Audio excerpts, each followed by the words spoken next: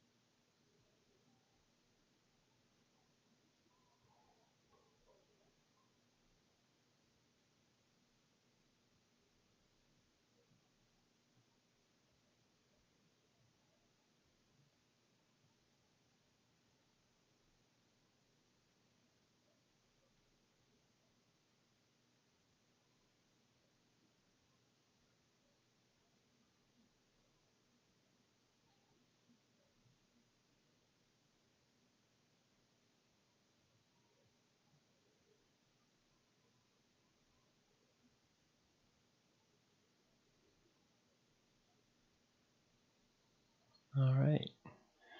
Probably not quite 2 minutes, but I feel like that was a sufficient time for us to kind of clear any distractions and have a little more presence. Yeah. Anything came up for either of you you'd like to reflect on? No, I mean, I'm feeling clear. I'm ready. I hate to say it, but I think we should next time start with the breathing meditation, and then once you feel like it's come to an end, start recording and like that. So like that way, it's a very natural way to like start out, and there's no dead air. In having the dead air, though, because anytime that I listen to this, or that anyone else listens to this, and right as I like started the mindful breathing thing, I was like, I should have said this first. If I'm listening to the recording to do editing work or upload it or whatever, or listening to it with someone else, or if anybody's listening to these recordings, using that time for mindful breathing as well. Because if I have kind of the like time, a built-in reminder for the audience. Yeah. There is a time for anyone listening to then practice mindful breathing. If you have time to listen to a video or a recording, you have time to do mindful breathing, and now it's built into it. So I do agree with like having that natural beginning. I appreciate having it be a part of it. So it's more time allotted for mindful breathing. Nice. My reflection through this mindful breathing was yesterday, for the first time in probably, I mean, I've tried a little bit, but not as intentionally, not a full round of. I did some Qigong that I was taught a few years ago, which I believe the translation is to like energy movement. But what I did is I was taught the first section, I think. It's either the whole section is flying crane Qigong, and then there's 4 other sections, or there's 5 sections of flying crane, and I don't recall which. But I did the first section, which is the only one I was taught. when you were doing Tai Chi? Yes, I learned it from the Oh, gal okay. who was teaching me the Tai Chi, and then when I kind of caught up to her a little bit, like what she was ready to teach me, we were both learning from Wayne. But she Gotcha. was the one Okay. who taught me the Qigong. She practices energy work as her job. Okay, interesting. Um, but yeah, Is it's that like really a cool stuff. subsect of Tai Chi? Um, yes and no. It has to do with the energy in the body which Tai Chi utilizes. Okay. Um, but there. You can't have one without the other, but they're not part of each other. I don't know. Sure, like parallel kind of practices. I mean, I think Yeah, to me that sounds more of a, like focusing your chakras and something like that. kind of. You use this energy in Tai Chi. Okay. Qigong is more just getting aware of that energy and being able to use it, and then Tai Chi is applying it. And if anyone knows anything about martial arts and hears me say this, they might flip out. I might be way off. Hmm. But that's my best attempt at giving a brief answer to your question. Right. Yeah. And how Um, was that? Like, what was the physical process that you did? Is it just like guided meditation, or you like doing it's like a there's movements? specific movements and kind of like what you just did. The first one, I'll scoot back a little, but so instead of sitting like I am now, standing, but then you raise your arms up to the front of you and you pull them back in. But by pulling them back in, you're not supposed to use your muscles. You're supposed to let the muscles all be relaxed and use your tendons and the like weight of yourself to bring your arms back. And then you push out with the out breath. Hmm.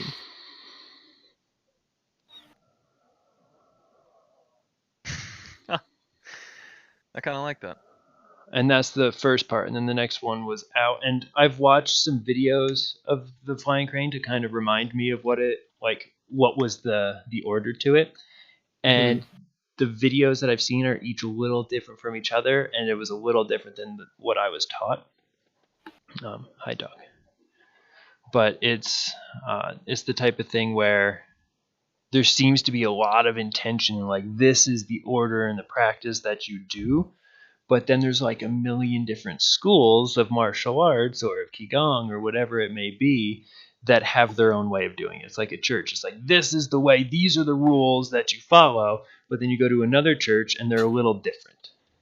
They Okay. have Yeah, the it's like same that with a lot of foundation, stuff. but they're like, no, this is the way you do it. That I That's a liked It's the nice like way I was comparison. I taught, but like I that. find that whenever something really fits for me, oh shit, he's gonna punch that T. You should just get down. Yeah, there you go. Um, you kind of adopt your way of doing it through the school that you learned it from, and whether that school be a single person or an actual facility isn't what I mean. hmm. With a lot of like practices like that, be it a trade or like a tradition. There's like a lot. It always involve like regional similarity, like regional variations of like the core thing. An interesting thing, like I learned working in the butcher shop, was like same exact cut of meat is referred to as a tri-tip in Pennsylvania and a sirloin fillet over here. And then Right. like the shell steak or the strip steak or the New York strip, you know, they call it a shell steak Interesting. over there and a New York strip over there, but it's all the same kind of meat. Yeah. Actually, that originally, the reason that's even more so in the meat industry is because way back they tried to tax certain cuts of meat as like a luxury cut of meat, so they get like more taxes for it. So people are like, oh, it's not a ribeye anymore; it's a whatever, a prime rib. It's not a ribeye; it's a prime rib. Oh, Same that's exact cut of meat, Yeah. but so like I always thought that was like pretty interesting that the regional variances and then the reasons for those regional variances. Right. huh. But I guess that was the one piece that popped up in my mind while doing the mindful breathing. That I think this was the first time other than laying in bed last night, this was the first time that I intentionally did some like meditation since I did the qigong yesterday morning, and it was I could feel that I was kind of rusty, if that makes sense. when I did the Oh, yeah. Qigong, Yeah. and then I felt sense. so much better. It was like, whoa, I forgot that, like, especially since I'd been sick for a while, that like to feel that flow through my body, the blood was flowing a little easier, and I was more in tune with myself and my strength.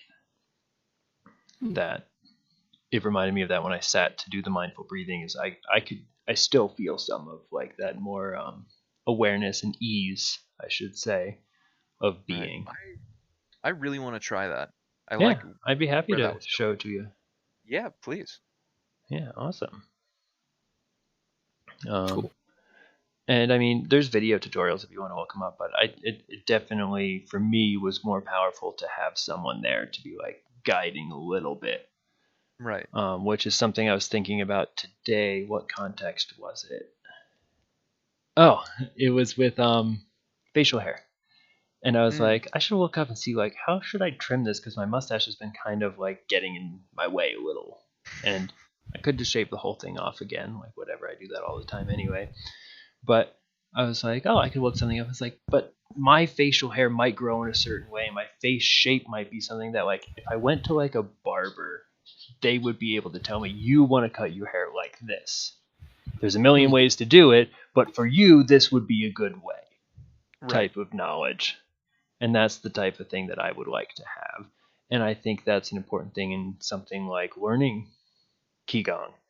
Is there's a million different ways to do it, but for you, this would be a good way type thing. And I'm not saying I have that information for you specifically on this topic, Reed, but there's all this information on YouTube and Google and whatever sources you want to go to, but it's not necessarily tailored to us as an individual and what would work best for us. It's almost like hiring a personal trainer. Like, oh, you just got to do some push-ups or whatever, but a personal trainer can work with your personality and be like, I think you should supplement this with that because it's a little more your style or whatever. Yeah, and your body type and what you're good at and what you want to work on versus this is in general a way to stay physically fit and healthy. Mm-hmm. Yeah. Reed, you were saying, can you move your mic a little closer to your mouth and see if it makes it any louder? Me? Yeah. Is that a little better? That is a little better, yeah. Okay, let me see. Well, hold on. You can probably. Maybe check your Maybe? input Did that change settings, anything? too. It's a little better, but see. I mean, this mic, it can't. My microphone settings when I went in and checked was on like 44%. You want to borrow this? Input volume? Yeah. Yeah, input volume. Is that better? Much. Yeah. Okay, I put it up to 100%. Oh, well, there we go. I think if I leave it out here, that'll be good. Yeah, no, it's much better because I want you to have equal volume of the other two of us. Oh yeah. No, this way we can drown him out with our ideas. His ideas aren't as good because they're not as loud as ours. Can you still hear me as clearly? Yeah. Yep. Yeah. Oh, excellent. Clarity didn't go away. Your picture's Can't gone. see you as clearly. Well. Yeah, I am in my kitchen. I'm gonna make some tea. Nice. Oh, nice wireless headset, fancy pants. Nice. Oh yeah, that's what Brian said. He's like, have fun living in the future. Eli remembers the days when those things didn't exist. I remember the days when these didn't exist. And they've always existed. The price point is fair enough. like they are like more affordable now, but they're just like a ridiculous luxury. But I remember when the first wireless controller came out for N64. Maybe it was Xbox. I don't even think I had a wireless one. I feel like it was Xbox or PlayStation 2. I think they came out with a wireless PlayStation 2 later. Really? I think it was around the same time that Xbox and PlayStation both had their whole wireless heyday. But yeah, the Xbox controller to this day is my favorite. I love it. Yeah, and I wonder how much of that is like. So, are you saying like new Xbox controllers alike, or are you saying the original where the like black and white new? buttons I should say be no, the 360 controller. I should say the 360 controller. Oh, I do. I'll agree with you. My hands are big, but they're not that big. I can control an Xbox One controller. I think the GameCube one was really good though. It was too small. It was a little weird, but I liked like the big A button and the small B button. The GameCube controller definitely took the strengths and weaknesses from the 64 and improved. Yeah, well, that's what I liked. Bred the new generation of controllers. Yeah, about the buttons on that one, because I mean sometimes you just have to memorize. Oh, triangles up here or whatever, but that one had like a more tactile feel to it. Like the shapes were Yeah. completely different. Good point. That's a good point. It wasn't just a bunch of circles and you had muscle memory of where they were, but they were unique shape as well. Right. And I feel like that might have been a contributor to like the family friendliness of Nintendo. Yeah, it's like, Yeah. oh no, it's just the big green button, the small red button, and then just like two others in the control, the trigger buttons. Right. It's not like, Right. oh, you gotta It's the click C-stick. R3.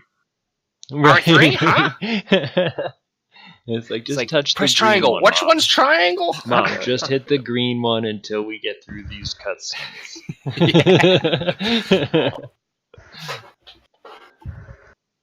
No, that's Sorry, I'm something. absent right now. I just felt like some tea. You're absent in image. You're present in everything Okay, well, else. there you go. Fair enough. We don't have honey though.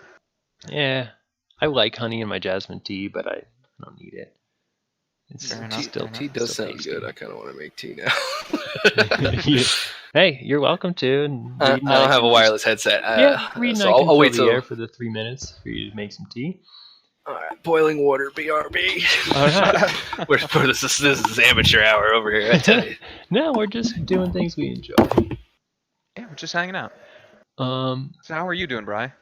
I'm just so thankful for my health right now. Coming Really? out of how long I had been sick, like all of the recordings we've done thus far, I was not feeling well. Like Yeah, I was gonna say. I don't know that I've ever taken that much time off of work before, and then like I think it was yesterday I was saying to you, like I reached a point where I was just defeated. Right, I was because just like, it was I don't know what to do. It's like every time the doctor's always like, well, you just need to get rest and like drink lots of fluids because there's nothing else we don't know what to say. And it's like all I was doing was trying to hydrate and sleeping. And I was Yeah, right. sleeping more than I was awake, which is not how I normally run my thing. Like I don't sleep Right. for 12 hours a day, let alone the 16 that my body was requiring these last couple weeks. That it was like, man, my body is clearly not wanting to be awake. It wants to be asleep. It wants to be resting or dreaming or whatever it needed. But I'm just so thankful to not be feeling that fatigue. Right.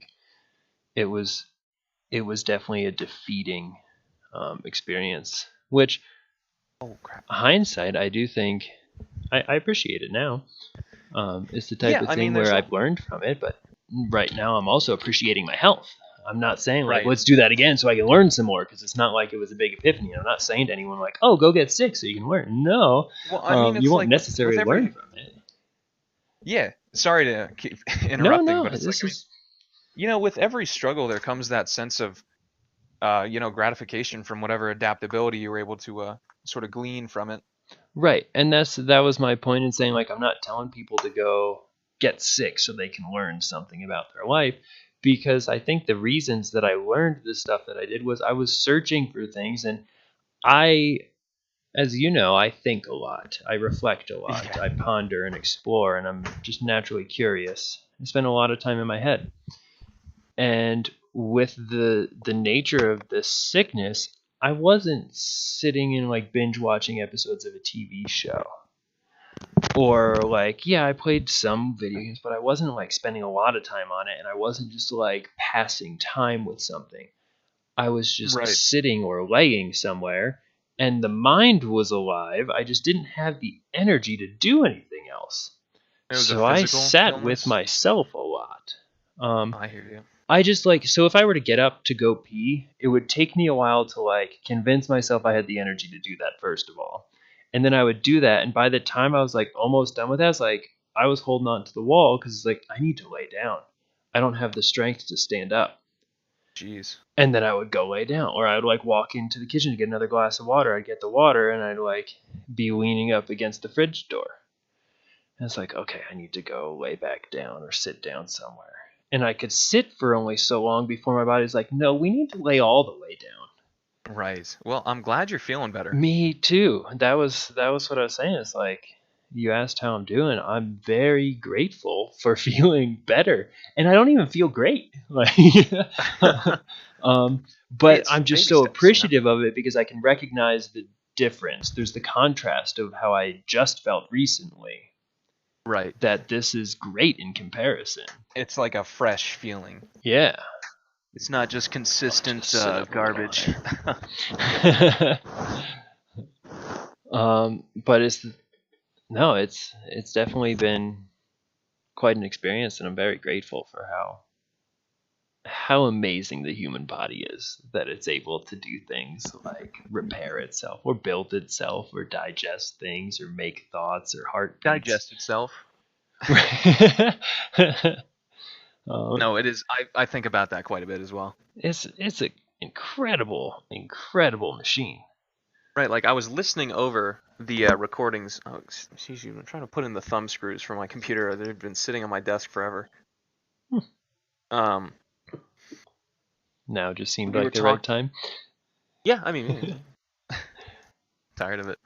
But we were talking about like how powerful the brain was, and I've been thinking about that a lot recently. Yeah. Any reflections? Just kind of being in wonder, like wow. So Thinking about it. I've talked to you. I'm curious to hear what Eli would have to say about this, but I've talked to you about one of my old roommates, Nate. And I was talking about him today, actually, with your mom. Really? And I forget what it was, but like I brought him up, and not 5 minutes go by and my phone rings and it's Nate. Haven't talked to him in years. And I bring him up, and then he calls in like, "You're not going to believe this, but I was just talking about you a few minutes ago." And right out of his mouth, and the way he says everything else, he was the one in the last podcast that I said he would say things that were like uncomfortably profound. And I don't know if that was in a podcast, but I said that to you. Like, he would say things that were like uncomfortably profound. Like, whoa. Did you really just, I don't know how to take this. So I say to him, like, "You're not going to believe this, but like just 5 minutes ago I was talking about you." And he goes, "Yeah, I believe that. That's how the universe works." And I'm like, "Of course, Nate, of course." Nice. All right. He's like, "That's why I'm calling you, probably, because I was just thinking about you at that same time and figured I should call you." Or it's like, like the experience I had with the year and a half or 2 years that it was that I lived with him totally reshaped my perspectives on life and existence and happenings and reality. Seriously. Wow. But he had made some comment about he was asking me, and I think with an agenda of he's having an argument with one of his friends about something similar, but he asked me what I believe about like aliens or extraterrestrials. Sick. And I was talking about the sense of, I believe that it's kind of ignorant or naive to think that we are the only intelligent consciousness in existence. And I would agree. Now, to say that there's something where there's life forms that look like us, but maybe are green or have big heads or whatever Hollywood images people will have when they think of an alien. Statistically speaking, yeah, probable or possible. Is it probable? No. And is it probable that they look like that and they come here? Not really. But I also don't know what the like hierarchy is of why things happen in the universe. I sense you're in the middle of a story, but I want to chime in about aliens later. Yeah. And we just kind of started the alien shoot, but it was my rationale behind it was, I don't know. Probably. Will we ever meet them again? I don't know. Probably not. But I do think that there's other consciousness. And is that a result of the brain? I don't know. And if it is, I definitely think it transmutes outside of the brain. You mean, wait, so if you wouldn't mind expanding upon that, is this going to be the alien talk, first of all? Well, I was kind of done with the alien thing. Consciousness is what I was circling back to. So do you like in general everyone has their alien conversation? Yeah. Some of my favorite conversations are the alien. Oh, it's a good one. It's a classic. It was not planned on my part for that to be today's topic, but hey, anyway, it's organic. So what do you mean other consciousness?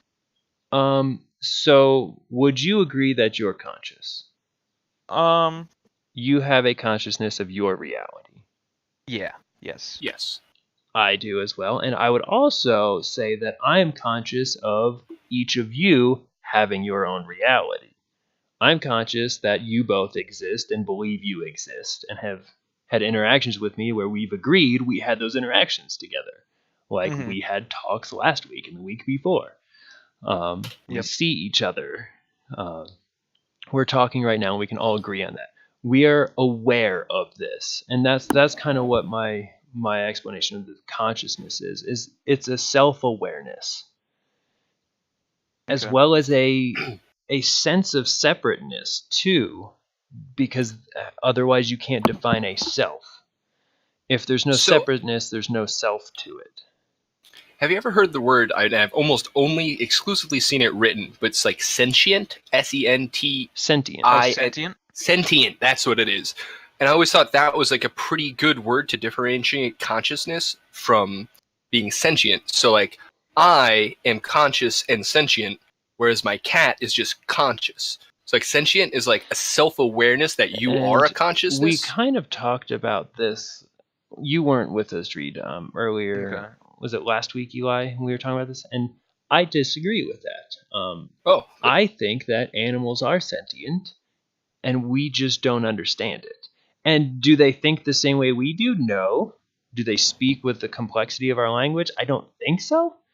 But for all I know, they do, and it's just way more efficient, so they don't, like, I can't differentiate it. Like, if I were to hear someone speaking another language that I've never heard before, I'd be like, wow, you're just making some weird grunts or whistles or something. You're like, oh, you're meowing, whatever. Right. So you've got a meow, a purr, a hiss, or whatever. Oh, and then that's it. And it's like, well, actually, no, it's way more complex. We combine all of those in different orders and ratios and like crescendos to mean different things. Or maybe anytime a cat purrs, regardless of how that purr is, it means the same thing. I don't think so. I think they're more complex than that. And this comes from, I've always had dogs in my life. My parents had dogs before I was born, and we've always had at least one or two dogs. I didn't have a dog for a few years in college, but I was still around them. But I had pet fish. I had pet turtles and lizards, and I was outside in nature observing squirrels and deer and rabbits, and I was fishing constantly and observing the fish world constantly, which is like a whole different thing from where we are. Because one, they're navigating in three dimensions. We kind of only navigate in two. Yeah, we live in a three-dimensional physical reality, but we move around on the surface of the earth.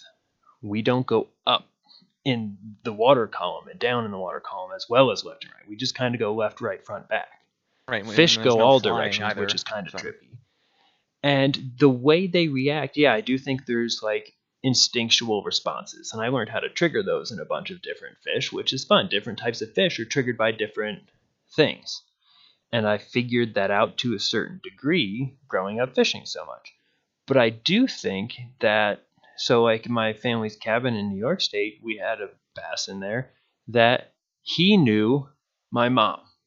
And he knew when my mom was walking in a certain direction to a certain part of the pond, she was going to give him food.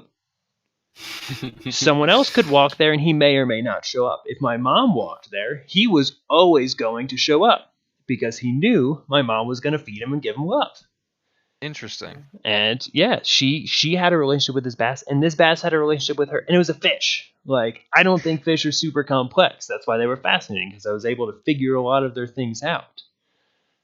I think cats and dogs are way more complex, and I would argue, and again, this is just my perspective, I think they are sentient. Do I think they have the same experience as us? Definitely not. I don't even know if it would be comparable. Just because kind of like how you said, you acknowledge that we are separate consciousness. Do you think like lower animals, to put it that way, are like process the world in that way? Like I look at the cat, I'm like, wonder what that cat's thinking.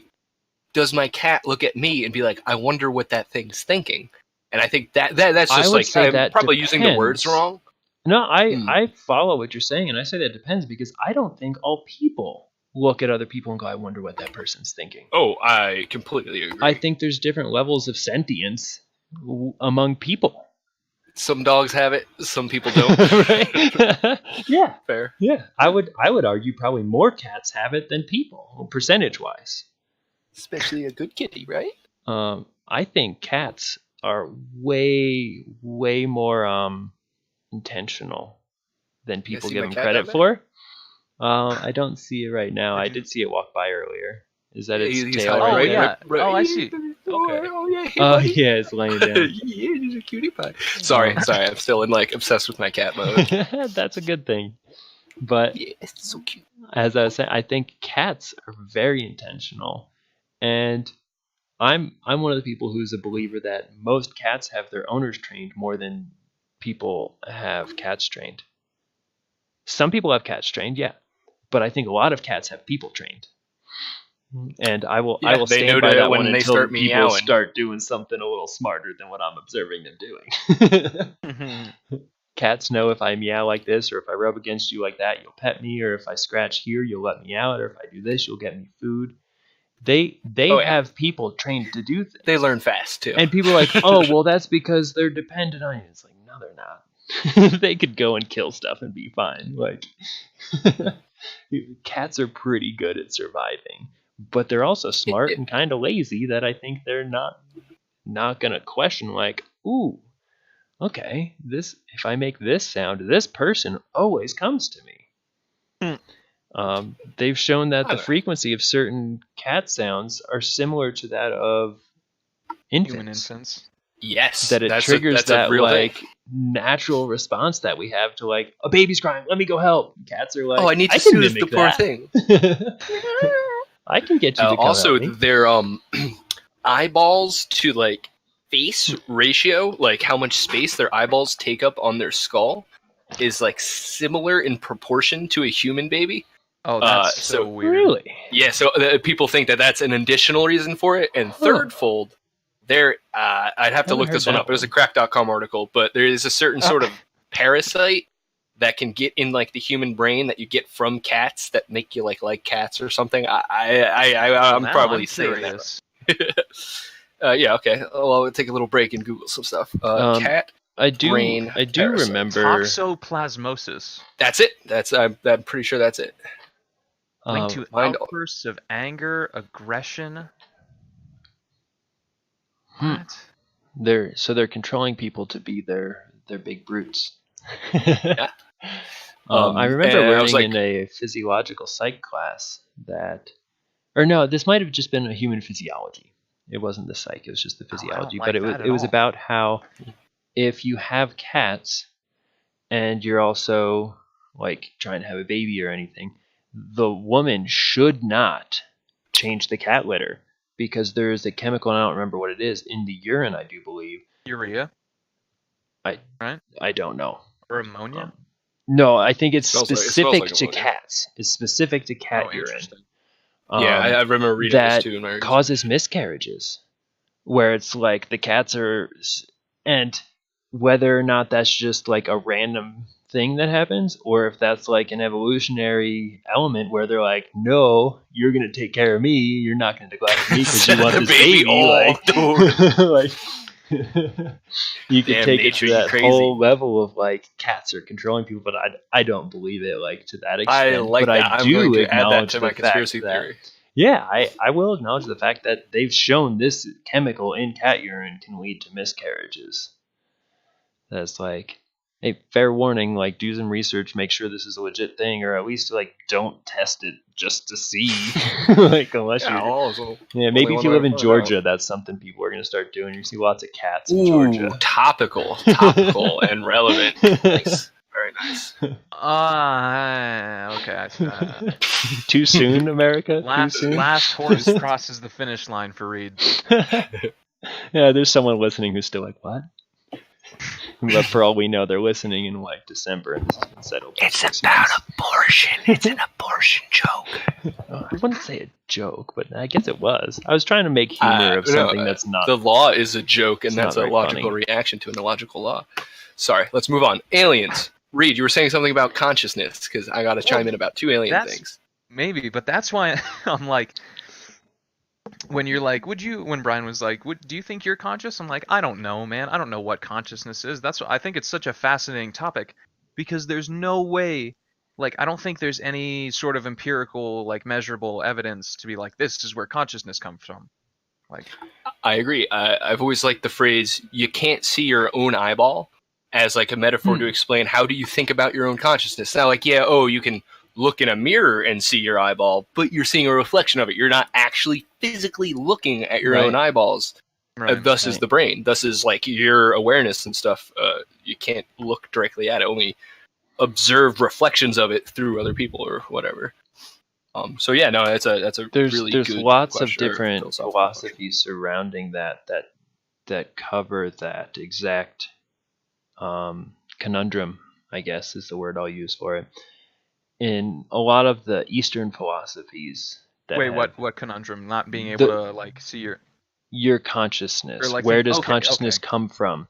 And a lot of the things that I've come across, there's this belief that consciousness is above like the human physical body. So you can't find where it comes from because the body comes from consciousness. Consciousness doesn't come from the body.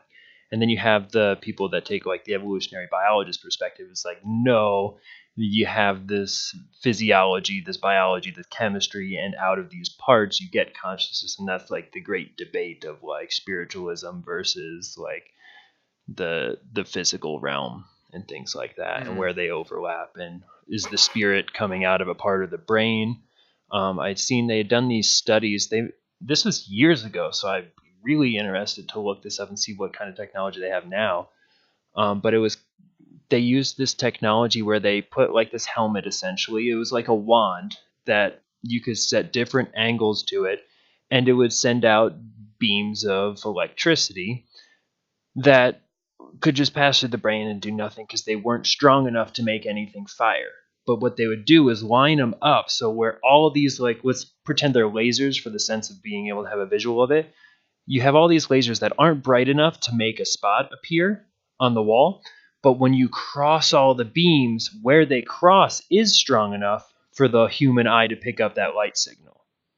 So you don't see any light except it seems like there's a little floating light. It's like, well, that's actually like 5 different beams crossing at that focal point. Does that make sense? Oh yeah. So they would do that with these electrical signals in the brain so they could fire certain points of the brain without having to stick like probes in there like they used to, like testing on cats or even people back when they did that. Of like, oh, well, we're going to shock this part of your brain, but to do that, we stick these metal probes into that part and destroy everything along the way to get in there. This is how we learn. Right. This way, without being invasive at all, they could fire certain parts of the brain. And in some of the studies, they found that there's these 2 different spots that when they fired them, people described these things that other people had described that sounded like heaven and hell. They would fire this one part of the brain, and they all shared similar experience of like this sense of unity and oneness and this grand magical being thing that was like nirvana and this sense of peace and this higher power. And they were describing like all similar things of like a god. Wait, do you remember what is this now? I'll do I'll make a note to do some research on it, unless you want to try and look it up right now while Eli talks about his 2 alien points. Sure, yeah. Sure. So, I would say looking up like God and hell as parts of the brain, and then do some digging and find it through that avenue, because I don't remember who did the study or the name of it. But then there was another part of the brain that when everyone described fear and this darkness or this red like flame type of color, and it was like scary and uncomfortable and it felt bad, and it was a different part of the brain that they had fired. And they found this to be fairly congruent, I want to say, across subjects that they studied. That was a similar report from a lot of the people. But that's just something that's like, okay, so is heaven and hell coming out of the brain? Is it a physical part of the brain? Or is consciousness using the brain for these things? I don't know personally. So I could see, especially when I was your age, I definitely, if you were to ask me, like, are you conscious? I'd be like, what? I'm just trying to just, like, not freak out because the life is crazy. And everyone seems to just be like, well, you just go to work, right? It's like, what? That's what job do you want to have? That's as deep as I ever need to think about. Job anything. for what? Like, what is all this about? Like, freaking out constantly. Don't start questioning stuff now. Definitely question things. That's important at this age. I think it's important at all ages. It's important. It's essential at all ages Yeah. to learn. So, Eli, I'm curious to hear what alien things you have to discuss. 3 things. I'll fire them off. Now. Number 1, if you are generally interested in alien stuff, take it for what it is, but it's on Netflix. About an hour or so documentary called Unacknowledged. Channel? No, it's a Netflix produced thing. The first 2 minutes are super heavy handed. Just ignore the first 2 minutes, but then take it for what it is. Could be fake, could be real, but he makes a very compelling hypothesis for what humanity's interaction with extraterrestrials have been up to now, and it's pretty cool. It's pretty cool. Number 2, one of my what's favorite. The title of it again? Unacknowledged. Okay. Unacknowledged. Thank you. Dr. Stephen Greer. Number 2, one of the coolest theories I've ever heard by Terence McKenna. He's a real psychedelic philosopher. He has a book called The Food of the Gods, and it just kind of describes humanity's relationship with psychoactives in general, from the spice trade all the way up to the modern day, and how human and ethnogens, which is what it plants, caffeine is an ethnogen, alcohol is kind of an ethnogen because it's something that comes from the land. But his idea being that magic mushrooms are, if you wanted to send information across space, one of the best ways to do that would actually be a mushroom spore, because they can essentially get freeze dried, in space, maintain all their information. Then say they land on a wet planet with some sunlight, they can grow from there. And he makes a pretty compelling case for well, he doesn't make the case, but me, I'm that's fucking how aliens send information. It's magic mushrooms is aliens trying to talk to us. And if you ever indulge, and you won't be able to get that thought out of your head, but it's fascinating because scientifically it makes sense. Wow, if you wanted to try to communicate, we with our technology, we're just going to send some mathematical signals out there with laser beams or whatever. But maybe their biology is such that the way they transcode information is just shoot a bunch of spores out into space, see if we get any psychic connections. If you think about the size of DNA, really small, packed full of information that creates a pretty complex system. There's some serious blueprints packed in that small package. It's like an executable file that can run some serious stuff. Very good metaphor, actually. An executable file, yeah. So I love that. Very good book, Food of the Gods. Again, Terence McKenna was really brilliant. Last one, because when I came in, you guys were talking about aliens. This is so good. Another old book called Chariots of the Gods by Eric von Däniken. It was really big in the 60s and 70s, I believe. And he, has this big hypothesis. And I'm just going to give you my bastardized version of it. If you take an ape, a monkey, and you take the traditional stereotype of an alien, the gray, big head, small, smooth, no hair, and you use Photoshop. Yeah, if you used Photoshop to airbrush them together, transparency one over the other, that would look kind of a lot like a human. We got the heads, we're a little furry still, but not quite. And that's certainly anecdotal, but my personal theory is a bunch of horny aliens were driving around the backwoods of the universe and rural space town. They're hey, let's go fuck those creatures on that planet. And we're just the bastardized offspring of some interspecies redneck alien thing gone awry. So there was a redneck alien named God. That's what I believe. Who came and had sex with a chimpanzee named Eve.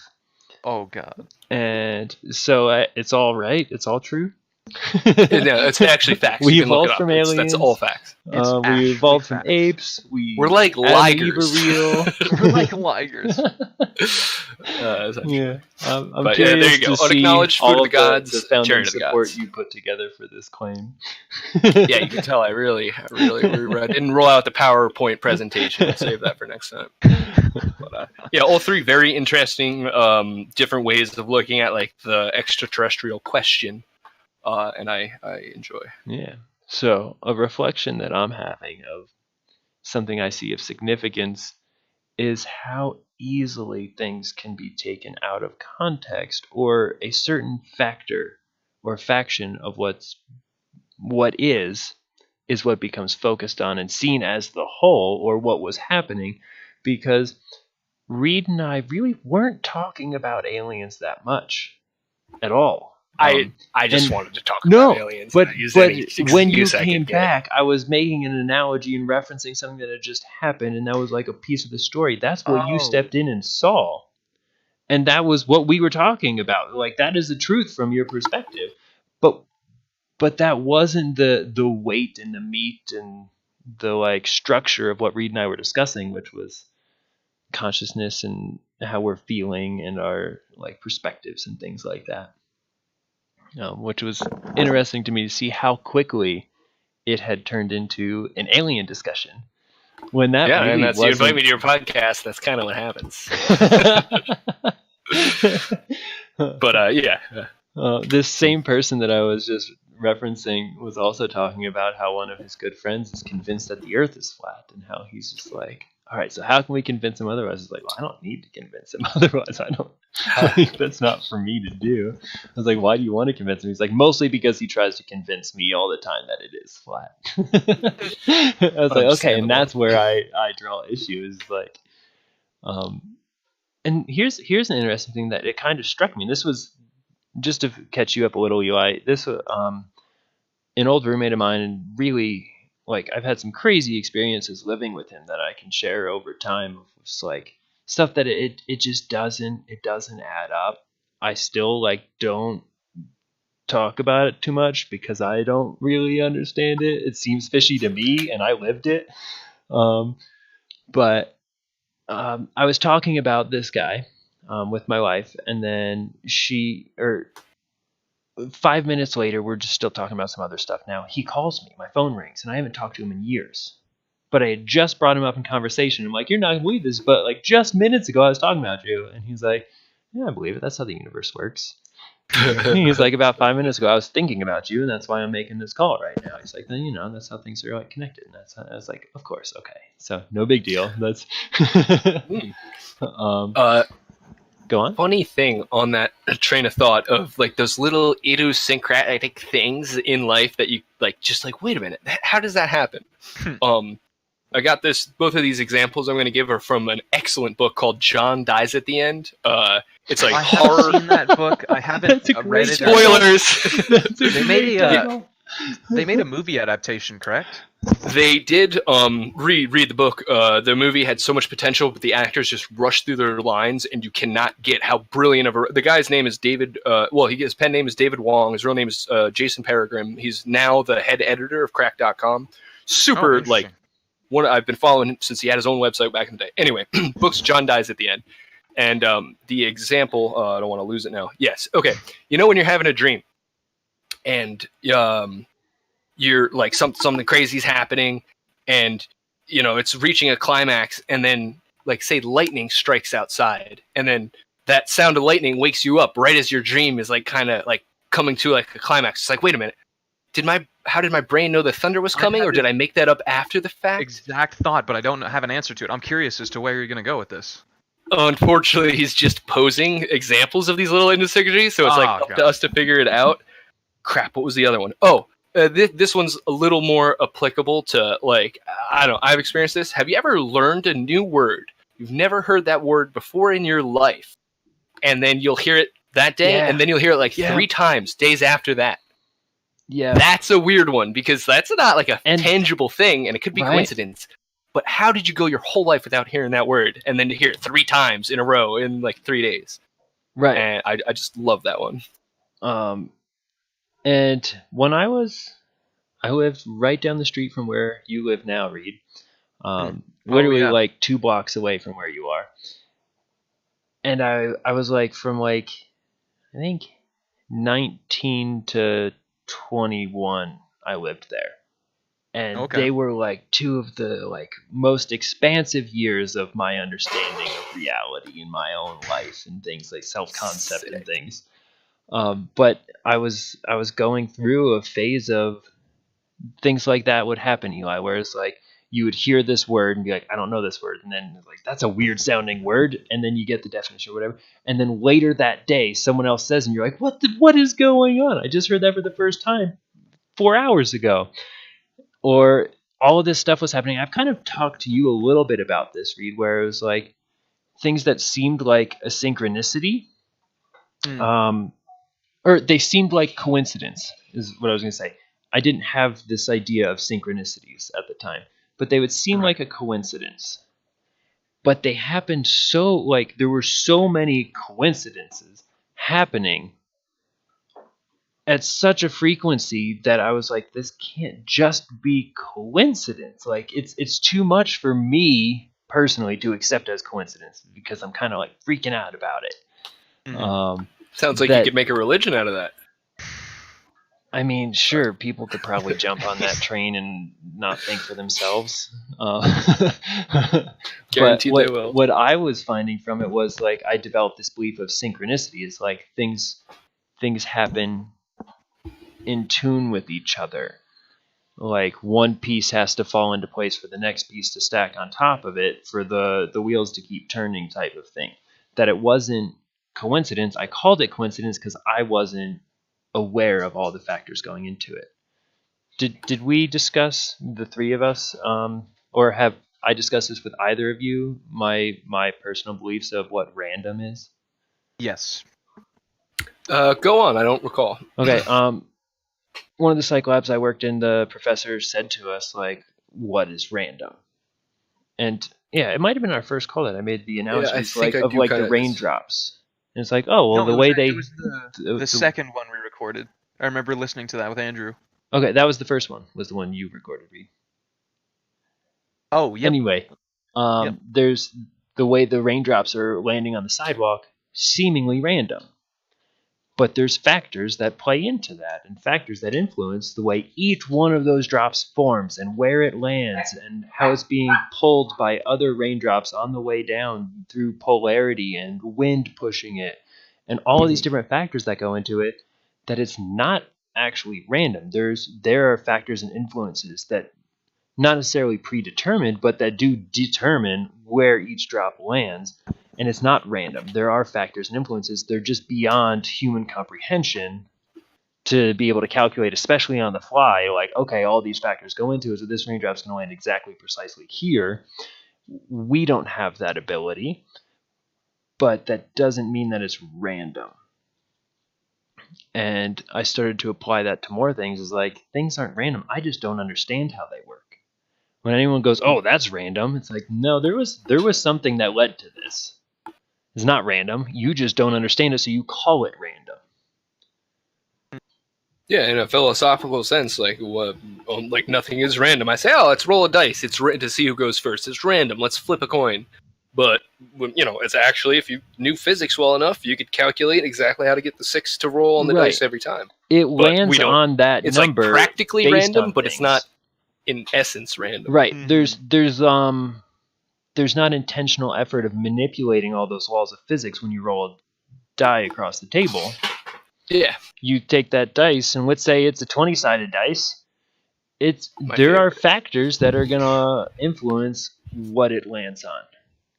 No way. Roll that 20. No. Oh, I never showed you guys that? That's amazing.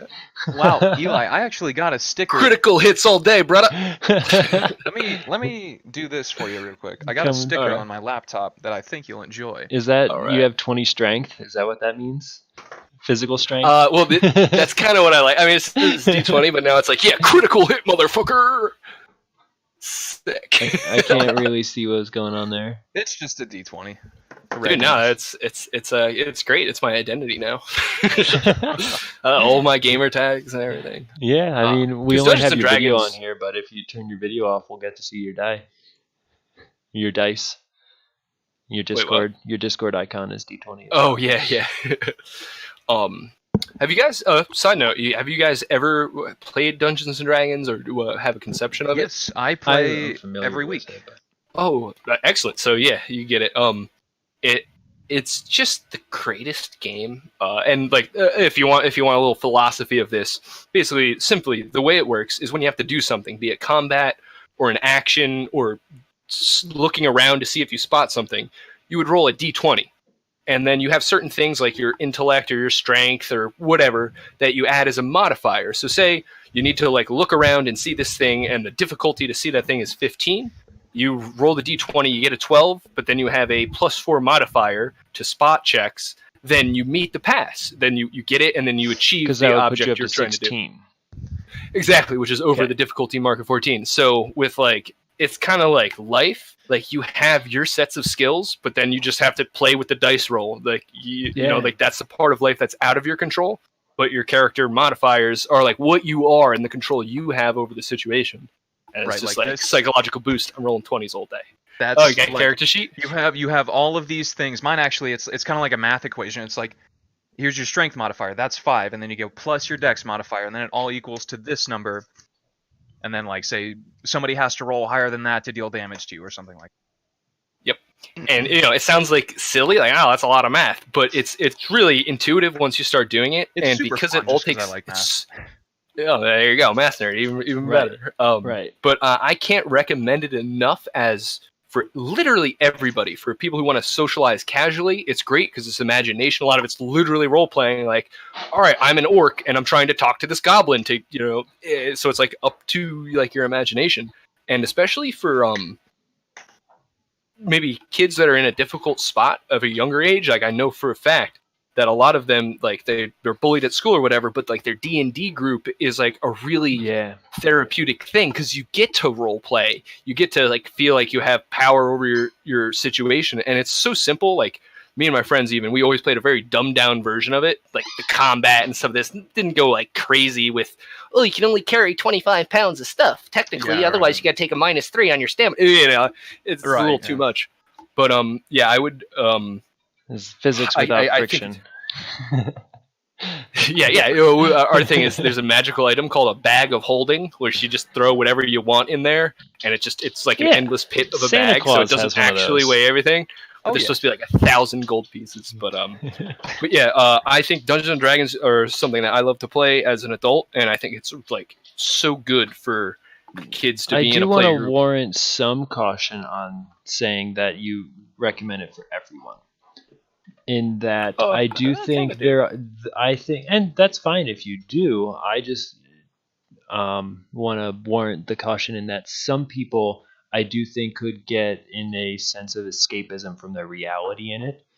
They just like you have those people who do like the role playing with World of Warcraft, and they spend like 20 hours a day on World of Warcraft. I don't know if this still happens. It was happening when it had first come out. I'm sure it happens. People they neglected. There was people who were like neglecting their physical, like they weren't going to the bathroom because they didn't want to get up and walk away from the game, type of thing. And I'm not saying that World of Warcraft is at fault or that D&D is the problem for these people. They have a problem, and if you have a problem, just like some people, it's like, don't try alcohol because you can't use it responsibly. Well, I feel like the thing with that argument is that can be applied to like any sort of hobby. You know? Exactly. It's not just about the hobby in general. It's about like dysfunction as a person. Like anyone can be, you know, it could be weird, but you can be like an obsessive gardener, and you can neglect other things, but you can have a perfect yard, or you can have the perfect inside of your house. I think that something like D&D has a greater potential for someone abusing it. Just like cigarettes. Yeah, there's people who can smoke a cigarette and then be like, all right, I don't need one. I'll have another one next time I want one. And it could be 6 months or 6 years or whatever. And then you have someone who can't go 2 hours without one. Right. And there's a pretty big propensity for people to be addicted to cigarettes and to abuse them or to abuse alcohol. I think that there's the potential for people to abuse D&D, which I wanted to throw that disclaimer out. But then I will follow up with, I agree that I think most people should try it. I don't say that about a lot of things. I don't say that most people should do most things. D&D, you should figure out what it feels like to explore another version of yourself that you get to play as that's got different traits than you hold as your own person. And that goes through different trials without you're not actually at risk. Like if your character's at risk in the experience, you might feel some of those feelings, but you're not actually going to die if that ogre like knocks your head off. Like that's not something that happens in your real life. It happens in the D&D realm, which you can have with that sense of realism and immersion. to explore those Yeah. things, which I think is great. Oh, the dog just ran away. Hold on. You guys keep talking. Let's talk about Dungeons and Dragons. Yeah, okay. Well, I mean, just to like pretend Brian was here for a second. I agree, and what you said is I completely agree with. Any enjoyable activity, even unenjoyable activities, have potential for abuse. You said it's like a dysfunction of the person. Yeah, it was good. Yeah. And I agree. And like World of Warcraft is also designed to be like that. You just hitting your little, Right. getting experience, getting gold, and it's like mindless, very so satisfying. grindy. Yeah. Oh yeah. Yeah. I actually just started my playing World of Warcraft maybe 2-3 weeks ago. I haven't played since Really? Burning Crusade, which was like over 10 years Oh, ago. wow. Yeah. No, I Yes. haven't. I have. God, it's been like a year since I played last. Like really got into it. But my friends who still play, they're like, yeah, I'll like a new expansion comes out. Oh, there's a dog. The dog's back. They'll like deactivate their account for 9 months, play it for 3 months, and go from there. Right. Yeah. But yeah, but like Dungeons and Dragons has that built-in moderation. You literally Right. can't play it by yourself. You literally have Yeah. to socialize to play it, which is why, yeah, for like kids who are like bullied and stuff. Like when I actually got this tattoo, the girl said I was also thinking about getting the magic card symbols on me, and she's like, Oh, I like that. yeah. Yeah, dude, I was thinking of having this framed with the magic symbols, but that My might magic be too cards cool. are actually right over there. Yeah, my magic cards are right over there. There you go. And say, and it was like, oh, she's like, oh yeah, my nephew, he doesn't have a lot of friends. I'm trying to like, get him to go out more. He's kind of interested in magic, and I'm like, oh, magic's good, but it's expensive if you want to take it seriously. A lot of kids at card shops take it way too seriously, and you could like, it's not as collaborative as D&D. Whereas you go to the playgroup, the objective is for us to all win as a group, not Right. win It's individually. not like, oh, I have this deck that's better. Yeah, because mommy gave me $400 to throw at it. My roommate actually, he went to Rook's, which is like our local game shop, a couple weeks ago, and they were having a game night. He got destroyed. Yeah, no, these people take it seriously, man. It's people making livings just going to tournaments every other weekend, top 8ing, getting $1,000, going to the next one. I Right. mean, it's something that I find to be kind of fascinating, being that I find myself able to relate to people in both of these fields. You have things like Magic and D&D, or esports and video games. And then you have things like physical sports like football, baseball, basketball, Mhm. Yeah, right. wrestling. And there's this acceptance in our culture currently of like, well, yeah, it makes sense that you make a lot of money as a professional football player because like you have to be really good to do that and you have to be in physical shape. But like the stuff like being good at like magic cards, well, that's just a bunch of nonsense. Like, well, guess what? You have to be really good at that to be the best. Mhm. And there's a lot of people who are very competitive in things like magic cards or PUBG or whatever they're doing. Like World of Warcraft. You can't just be in anybody and do it. Well, yes, you can, because that's what, like, just like in anybody is the best football player. John Elway, Wayne Gretzky, whoever these people are, LeBron James, they're just another person. But they also have an incredible skill set and worked really hard at being where they are. And I think that applies to things like magic cards and video games. Then it kind of gets discredited because people are like, well, that's just a bunch of nonsense that nerds do. And it's like, guess Right. what? There's some nerds who could whoop your ass at this, and you wouldn't even be as like able to understand the level of competition. Yeah. No, well put. And it's like, hey, anything that you do a lot, some people, most people like try to do whatever they're doing in the best way possible, be it recreation or whatever. And there's like a clip on the internet of just humans are amazing. And it's a guy, he's like clearly like works in a restaurant, he's like a sous cook, and he picks up an onion, has like a big ass knife in the hand, and just goes and drops it. Like literally cut the whole onion while it's in his hand. And this is like 2 seconds. He's just going like that in his hand with the knife and cuts it, and it drops. And he's just doing it again and again and again and again. It's like, okay, he's just cutting an onion. What a fucking nerd's cutting an onion. But it's like, no, bro, because we both have cut onions, you get and appreciate that skill. Like, wow, that's incredible. How do you not cut your fingers off? And with football, it's like, damn, you can see you can see the concussion from here. Like, it's impressive because we can relate to it. And a lot of people just can't relate to like when Shroud's like popping off headshots. Like, oh, he's just moving a mouse, whatever. Right.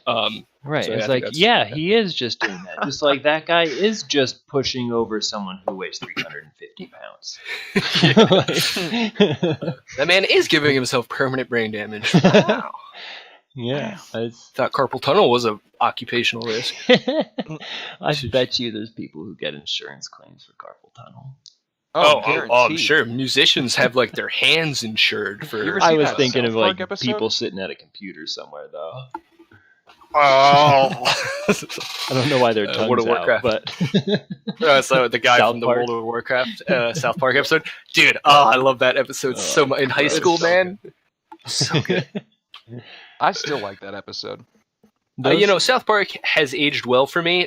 I'm definitely it's problematic in a lot of areas, and its rule is not God, but it was a very overall, I think a good influence in my life growing up, though I haven't watched it as much lately. But that and Fun with Weapons, the episode where they buy the weapons at the flea market, and then they go into like a little.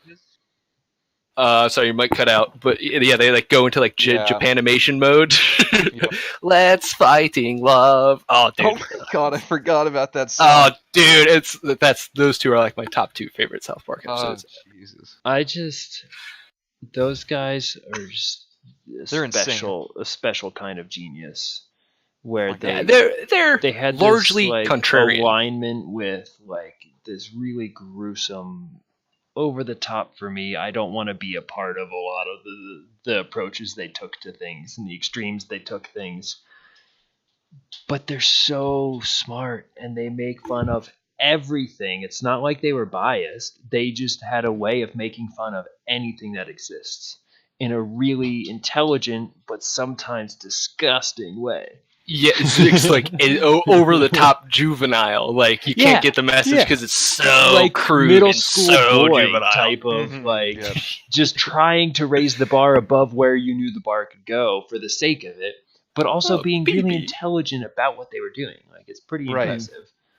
I watched an interview with them, and make it short, they're like, yeah, we're just always want to do the opposite of what everyone else in the room is doing. So like we grew up in a rural Colorado town, everyone's conservative, so we're like super liberal. But then we like made it, got to Hollywood where everyone's liberal, and they're like, oh, screw it, we're gonna double down on being conservative now. And like, so people would come up to me at parties and they'd try talking to me about politics, and I'd be like, I love two things in this world: George W. Bush and my gun.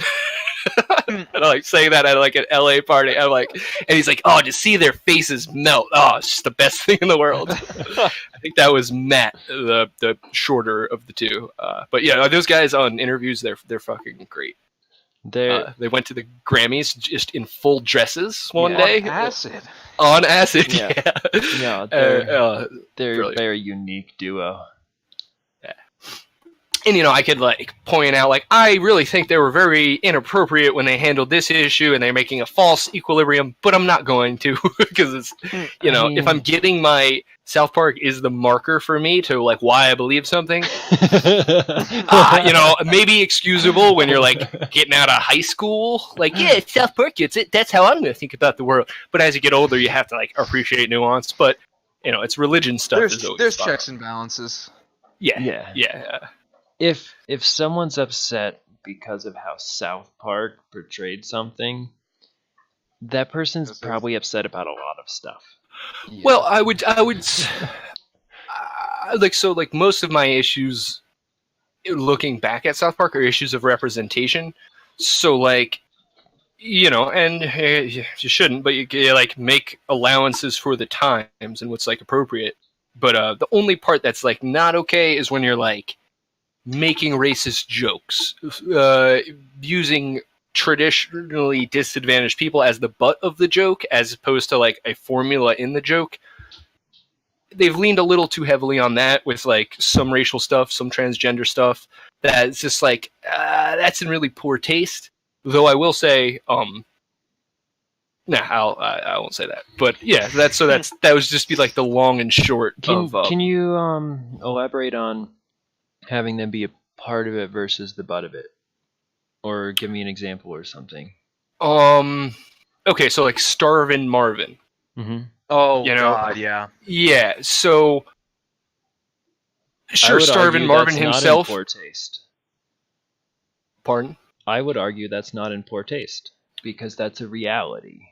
They're not saying, "Ooh, this is too sensitive because the world is this messed up. We can't make fun of this." They didn't draw that boundary. Yeah, and Marvin I think that's himself what is made never them the amazing. butt of the joke. Marvin's problems are never because of Marvin. He's like a pawn in a greater thing. Yeah. So that's like Okay. okay. So this is it's probably like the little acceptable thing in your mind, or not acceptable. I guess I mean I hate to say yeah. It's the ethos of that is like kind of more Of, acceptable. of and their I'm trying- approach to humor, I should say. Yeah. So like okay, let's take perfectly the Caitlyn Jenner thing. Okay. So Did South Park like- pick at that? yeah, she's the reoccurring character. Okay. I haven't seen fucking, South Park in years. Me neither. I've only like tuned in and out for the last couple of Okay. years, like catch an episode a season or whatever. So this is an example of like this parts of this are okay, parts of this are not okay to me. Caitlyn Jenner is like featured as like a slovenly person, like that, making fun of her appearance essentially. But they never like say that in the show. Instead, the part that I like, they never make fun of her for being transgender, even though the transgender is, that's not great representation for a traditionally disenfranchised group. But the only thing they absolutely make fun of her is every time she gets in a car, she drives over like dozens of people, like just trying to drive away. That's funny because Bruce Jenner, before she was Caitlyn, actually literally killed several people driving recklessly in LA. Like, no, the man is a VQ. Nobody knows that, but he's a Matt and Trey know that. Literally killed multiple people, not drunk or anything, just fucking going too fast in his fancy car in LA. Now people are dead because of it. So South Park, though the representation is problematic, and the actual jokes that they're making, genius. but is it a funny thing? No, that's not a funny thing. Just like starving people in Ethiopia is not a funny thing. Mm-hmm. But they bring it to light. It's like a comedian talking about politics.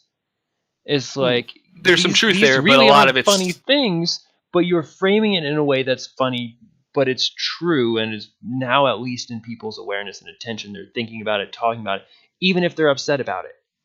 At least they're talking about it now because, like, hey, maybe you should care, or at least just not be ignorant. I'm fine if you don't care, just at least as long as you know, and then you can make your decision. Wow, I didn't know that about Bruce Jenner. I'm still reeling from that. I mean, I'm 99% positive that's a fact. I mean, I didn't read the head. I wasn't there when it happened. Right. Man, I'll Google it. And that's what I was gonna say is I'm pretty sure I haven't ever run anyone over with my car. I don't drive too fast. Maybe a little bit when I was in high school, like high schoolers do.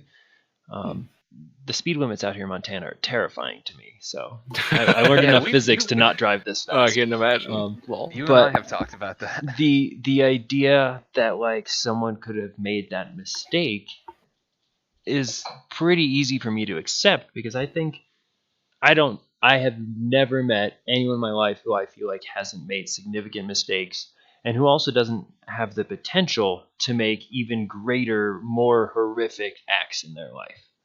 People have a propensity to do some messed up stuff, a lot of it accidentally, a lot of it out of, like, they just don't know any better yet or whatever it may be.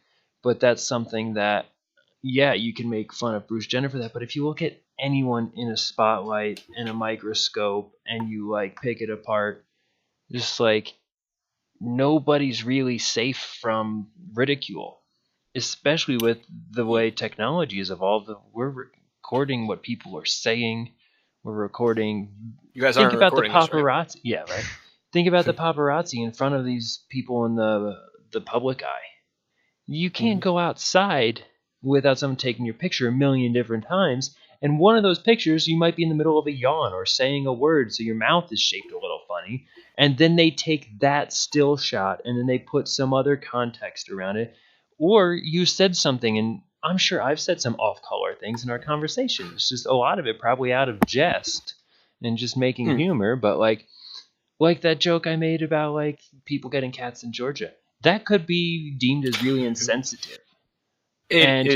My reason for getting that joke out there is because I think it's ridiculous the way that things are going right now. I think Right. the fact that we could even be in this circumstance, let alone the way people are leaning in this circumstance, is just, that's an issue in itself. And I was more or less bringing attention to this huge thing that I find to be ridiculous that I don't really have much power over. People don't listen to me on politics. I don't think they should either. Well, then you clearly don't have good politics. You don't think everyone should listen to them. You clearly don't have your mind made up, son. What do you need? What do you have in trouble? I can give you my politics. Your They're mind good. made up, son. Get your mind made up, son. Let me tell you how the world really is. You'll understand when you get older. And that's probably why I'm never going to be a good politician, at least in the current structure in our culture, is because I don't have my mind made up that strongly that I'm going to tell a whole bunch of people, no, you're wrong and I'm right. It's like, no, you might be right. I don't know. You probably have reasons for what you If I won the believe. lottery, there's two things I would do. One is go back to college because it's fun. And number two is run for a political office. Really? Really? Oh, if I had money, if I had just a bunch of money, God. I would love to manipulate people like that. Well, this is the thing, because I don't That respect sounds the system awful anymore. to me. I don't respect the system anymore, so now I won't have to have any morals going into it, so I can just literally do what I want. And, the things that I want, I think at least are moral. But if you I think don't have to about worry it now, about my own. every time you go anywhere, there's people that are going to be there that hate you. I'm rich. I don't. I have security Okay, for when I you've go got- out. And do you want to deal with that stress of constantly being under attack? Because If I'm making the world a better place, I would do that. I mean, if I'm making the Are world you a better sure place, you're making the if world a I'm- better place? Or are you just speaking your truth? There's a difference there, in my opinion. What is this? Just because you have good intention and you become in Yeah. a political position, I don't think that necessarily makes the world a better place. I would want to I think you further need to political go back agendas to- that, in my opinion, would make the world a better place. For you, maybe. Or in your theory. No. in your I mean, belief I'm system. trying to. No. I would literally want the world to be a better place, even if it harmed me personally. Like, we should say I work at a butcher shop, and we need to tax meat more because it's doing too much damage to the planet. So now the price of meat skyrockets, and the place that I work at goes out of business. Well, unfortunately, I want that to happen because I think that that we do need to remediate some of the environmental damage caused by meat consumption. So, I literally, from where my understanding of the world, want to enact political policy that makes the world a better place as I understand it. Will my opinion change along the way? Quite likely. Will I maintain my integrity? Probably not. But that is the starting off goal, at least. What else am I gonna do in my life? I don't plan on having kids. I love my two beautiful cats. So if I want to actually leave the world in a good place, fuck with the politics. It's where the power is. So in the line of work I've been exploring and pursuing, in the therapeutic field, the idea is to essentially work yourself out of a job. Get everyone healthy enough that they don't need to come see you anymore. It's like doctors. Yeah. Well, I mean, that's a bit of a stretch, but It depends Long run, on I'd the say. doctor's It's intention. a lot of apples. Right now, it would seem as such in America anyway, in our healthcare system, that the idea of a doctor is to get you well enough that you come back to them. Not Get you well back to enough work. that you're healthy forever, without some catastrophe happening. But in theory, yeah, and that's so sure. But I feel like that's a pretty noble cause if that's what you'd want to do, Eli. Because I'll tell you right now, If I had the that's- money, I'm busy working myself to death over here. What if so people I were ain't got ready to time throw change the world. money at you? Well, no, that's the thing. I'm gonna, build up an online presence. Guest star on a couple podcasts, get my name out there, get the grassroots internet publicity going. the grassroots internet publicity. Yeah, man, people got internet in every state, man. Oh, yeah. I don't even- If But, if yeah. people were I mean, ready to support you financially, I don't think, for me, the amount of stress of trying to, unless you could totally remove yourself from the people that you are serving, and then it's like the whole Thanos thing of no, I'm The doing Thanos. this for. I want to be Thanos, dude. What can I want to be Thanos. I mean- don't you want to be Thanos? Would you? Let me put it I this haven't way. seen Endgame. Would you rather trust someone else to be Thanos, or would you rather be Thanos? I don't want to be Thanos. Nope. Say you had to, but And- otherwise and somebody I'll- else could be I'll Thanos, flip and they the could be a coin. really bad dude. You're not a bad dude. Well, I don't. I me vote for you to be personally, Thanos. Why? Why? If someone has to be Thanos, shouldn't it be you? Why? Well, who would you choose to The only be thing Thanos, that if not comes yourself? from being Thanos is you carry the weight of being the one to flip the coin for everyone else. Because it's a flip of the coin. Do you live or are you someone who disappears and dissolve? So Thanos' job is to flip the coin. And he gets to stay, but he has to carry the weight of every time it was tails. I don't want that. Yeah, I guess maybe. No. Yeah, pass. I wouldn't want to be Thanos. Maybe I would want to be president. I wouldn't want to be. I Thanos. forget. It's been the theme in a couple different movies I've seen and like stories I read, but it's like, well, that's why you are the chosen one, is because you don't want this job. That's why you'll be successful at it. She's my queen. Fine, if the people of the world voted me into that position, I might accept it, but I don't want that. No. No, that's the sign of a good leader. I think I'd be happy ancient for Rome used someone do else that. to flip the coin for me if that was what the world needed to be a better place. If I go, Yeah, if it was a matter of a coin don't, flip, cool. I would agree. But well, that's what you know, the whole snap was, right? Half of them at random. yeah, Done. So now I initially resources are there interpreted. for everyone. I initially interpreted the Thanos just to mean you have the glove with all the power and you make all the choices. The coin flip specifically, yeah, no, I wouldn't want the coin flip. But queen, absolutely not. I didn't see Endgame, so I could be off. And Me neither. I I'm had just only knowing watched, from the memes. Was it Infinity War? My understanding was his intention was to prevent the suffering that he had seen and observed in his life when he was younger. And the reason he was striving for that ultimate power was not so he could then have the power to rule people, but so he could not be told no for something that he saw preventing suffering. Because he had proposed, we need to get rid of these people so then we have the resources for everyone else. And they were like, no. And then everyone suffered and died anyway. That he was like, I won't Sounds let like a that pretty happen authoritative right-wing kind of solution to the problem. Don't you think Thanos should have used that power to maybe have more sustainable agriculture and invest in solar power? See, But Thanos? what if he had a greater understanding that the resources couldn't support that number regardless? And I think that was the whole theory, is like, even if you do use all these other things, this is a way that works, and he saw this was a way that worked. Maybe there was a better way and he was blind to it, but it was the thing I picked up is like, man, they just made the bad guy like show they have good intention, which I thought was a really cool thing for a movie to do. 100% And willing to give best up bad and guy. sacrifice everything in his own life, which people are like, wow, that makes him a monster. I'm like, no, that's like a pretty noble thing to do. I have to say, for neither of you having seen the movie, you have a very firm grasp of his I saw character. Infinity War. I did not see Endgame. Yeah, without having seen Endgame. Unless they changed a whole bunch, I don't know what more I would need to get out of it. I mean, there was a little bit of exposition. My guess of what Endgame was it was going to be though like a whole bunch of action to the happy ending that didn't come at the end of Infinity War. Right. Is that what it was? Oh, wow, really went out on a limb on that one. I think it's like Infinity War. I liked that movie because they ended it on a note that people didn't want. It wasn't a happy ending. Oh, excuse me. I am Yeah. confusing them. Yes. Okay, now I... Oh, now you understand why he I contextualized thought Thanos well? Endgame was... Okay. Never mind. Okay. Endgame. I've seen neither, so I've just been faking my way through the whole conversation. Really? I mean, I've seen the memes. I know about the snap and everything. That's pretty much. I it. haven't seen too many of the memes. There's Yeah. I don't know what you've been doing with your life. I'm over here living. It was there was someone that they were talking and they kept using the word meme, and it was it's an actual scientific term. Like we have Yes! genes. Terrence there are McKenna. also memes.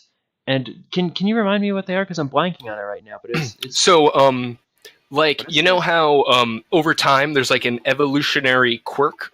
So, like, you have an extra digit, and then over time that becomes like a webbed paw, or whatever the mutation is, how it continues to mutate over time. Right. Thus is a meme, but with a thought, with an idea. It's how an idea evolves over time. So it's so brilliant when that's what we call memes, because memes of all things evolve over time. It's just a picture of a funny cat in the ceiling, and then the cat says, "Icon has cheeseburger," and then that cat is juxtaposed on the face of Keanu Reeves, and it's a meme. It's an evolution of that joke over time. And now, if you look at memes, now they're almost indecipherable if you don't have the context for the memes that followed. It's what is this gibberish? It's oh no, it's because of that. 5 or 6 years of internet nuances have come before. And there's literally websites dedicated to that. Well, what does that mean? Yeah, know your meme. If you don't get it, it's really not worth the energy for me to try and explain what this means, because I'm going to have to go into what this is, to what that is, to where this came from, to how long this has been around, and to what this means, and then how they all stick them together and become funny. It's really not worth it for a ha. That's not worth for a scroll. Well, now I'm trying to find an example, because I see them, but it's insignificant to me just because I've been looking at them for years. Oh, well, yeah. I mean, I was born. Memes were born with my generation. All right. I've the thing that just cracks me up is it used to only just be all your base is our belong to us. That was it. That was. That's classic. And now it's you literally couldn't look at all of them. You don't have time to look at all of them. You'd spend the rest of your life, and you wouldn't catch up to now, let alone whatever would come in that time you're spending looking at all the past ones. Where when we were first exposed to them, there was one, and then there was two. Grumpy cat, piano cat, cheeseburger cat. They were mostly cats. And we're back to the beginning of this podcast. Cats are ruling the human population and the human race. Oh, she's sleeping. Because she's got you occupied. Yeah, she feels safe around me. The other one's still scared of me. This one feels very safe around me, and I like that. That's a good thing for your pets to feel safe by you. Yeah. I would say that's a good thing. Maybe it's not right. Yes, it feels good to take care of something that isn't just myself. The video of the last recording you and I did, Eli, didn't come through. It was when I was doing the dual screens, and I had OBS in studio mode, and it looked like it was recording, but it wasn't when I did the playback.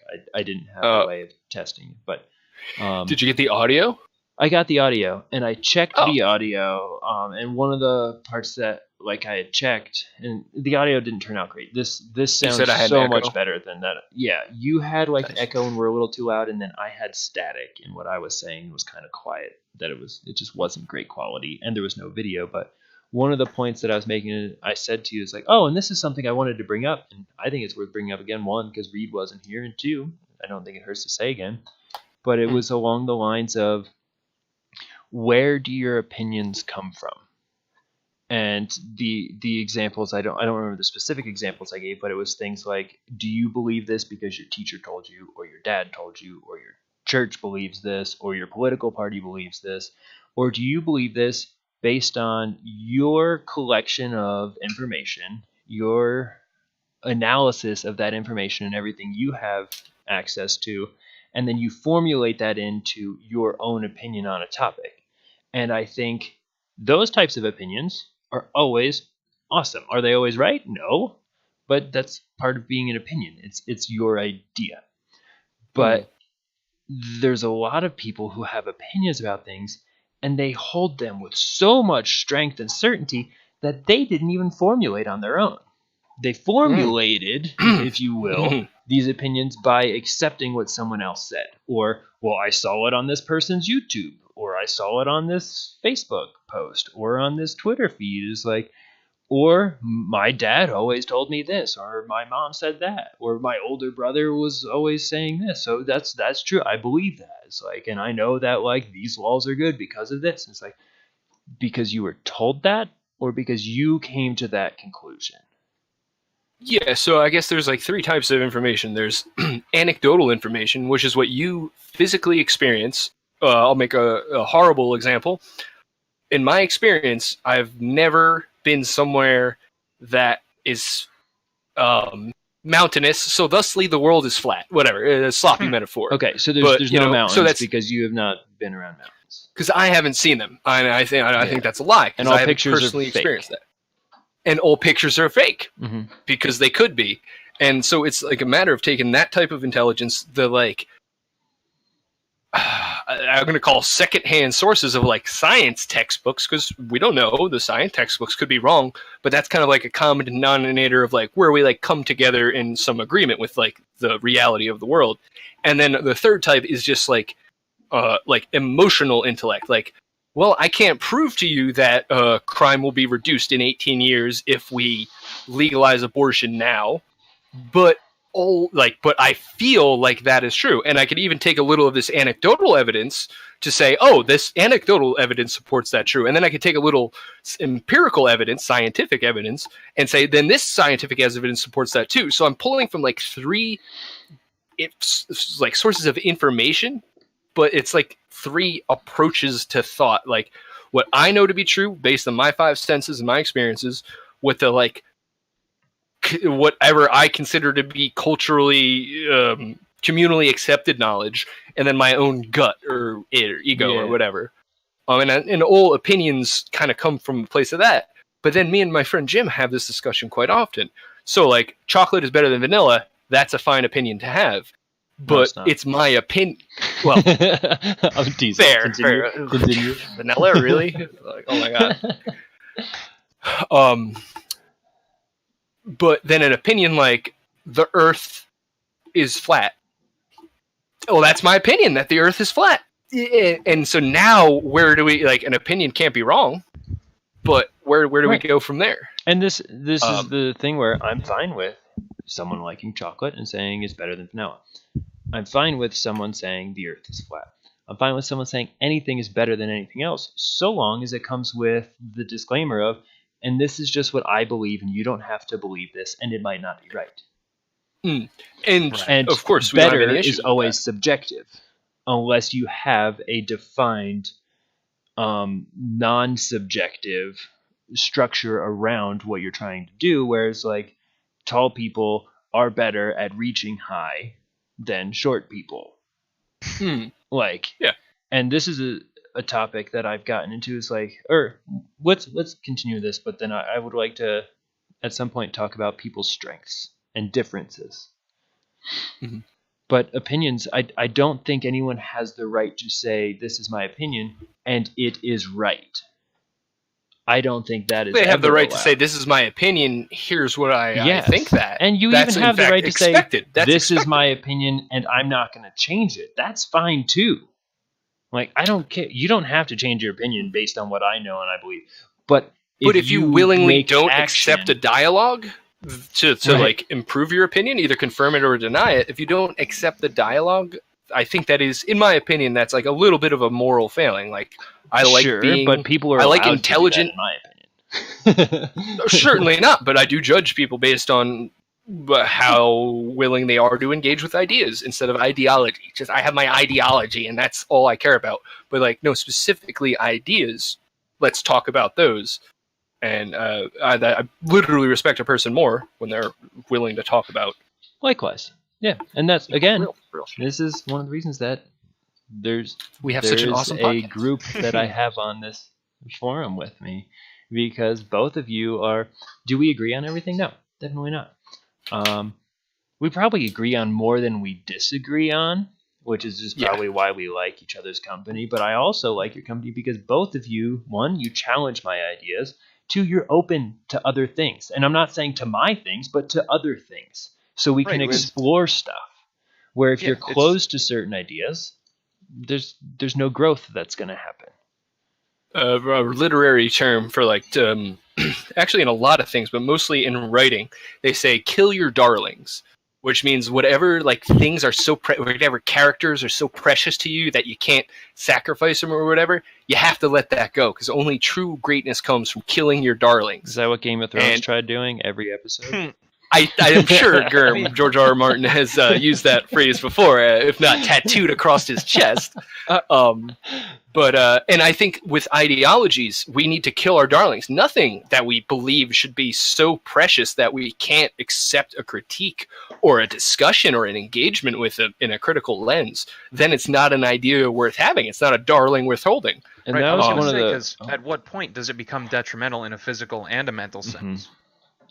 That you hold on to something so feverishly without examining it. That's I one agree. of the really cool things about Buddhism that I thought was like an awesome stance for. And they're like, we're not a religion because we don't even want that. We're not going to hold on to that. It's like, this is just like a way of being. But one of the like firm beliefs of like the Dalai Lama or other like high Buddhist practitioners is that it's like, you never assume that you have it figured out. And when Right. someone of any religion or any belief system or it's a different person, so you can't group them anyway, but they're going to come to you and they're going to ask you questions or present their ideas. They're always open to it. And there was this talk years and years ago, someone was having an exchange with the Dalai Lama, and they had presented something to him, and his response was something along the lines of like, like that's a really good question. I'll think about that. And everyone was like, what do you mean you'll think about that? Because that was like, that had to do with like Christianity or whatever it was, that like there was this huge people following like Buddhism. They're like, what, you can't like maybe ponder that could be true because that goes against all these other things. It's like, no, I'm going to, because that's what I was going to say. Everything. Yeah, whatever opinion you have, like, if you hold on to it without question, I mean, that's just willed ignorance. Right. It is willed ignorance. It's And literally like that's the definition of the term. so this is where I like to go on to my little tirade against the overwhelming current of anti-intellectualism in America and like our fundamental willingness to like not look too deeply into things because there are uncomfortable answers there. And I think it starts with religion also and it culminates find more questions than answers. Yeah, and it's exhausting and it's tiring and I worked all day. I don't have time to think about this shit. Yeah. So God is good and that's that. And Yeah, right. we don't have time to like actually think about it because it's uncomfortable. And you take that back current of like anti-intellectualism, which is like that wave is cresting, bro. The earth is flat. Climate change is a lie. You know, that like inability to think that the world is more complicated because it's uncomfortable to think about. And that's my spiel. There you go. Thanks for listening. I love to rail against that. Of in the other episode when Eli, you actually brought up how you were like, you know, your typical hardworking American, when was the last time they just took a day off? Yeah. For fun, not out of necessity, just for like, Right. it's a nice day. I want to go outside. That kind of reminds me of that same mentality. You know, like I can't, you know, I don't have the time.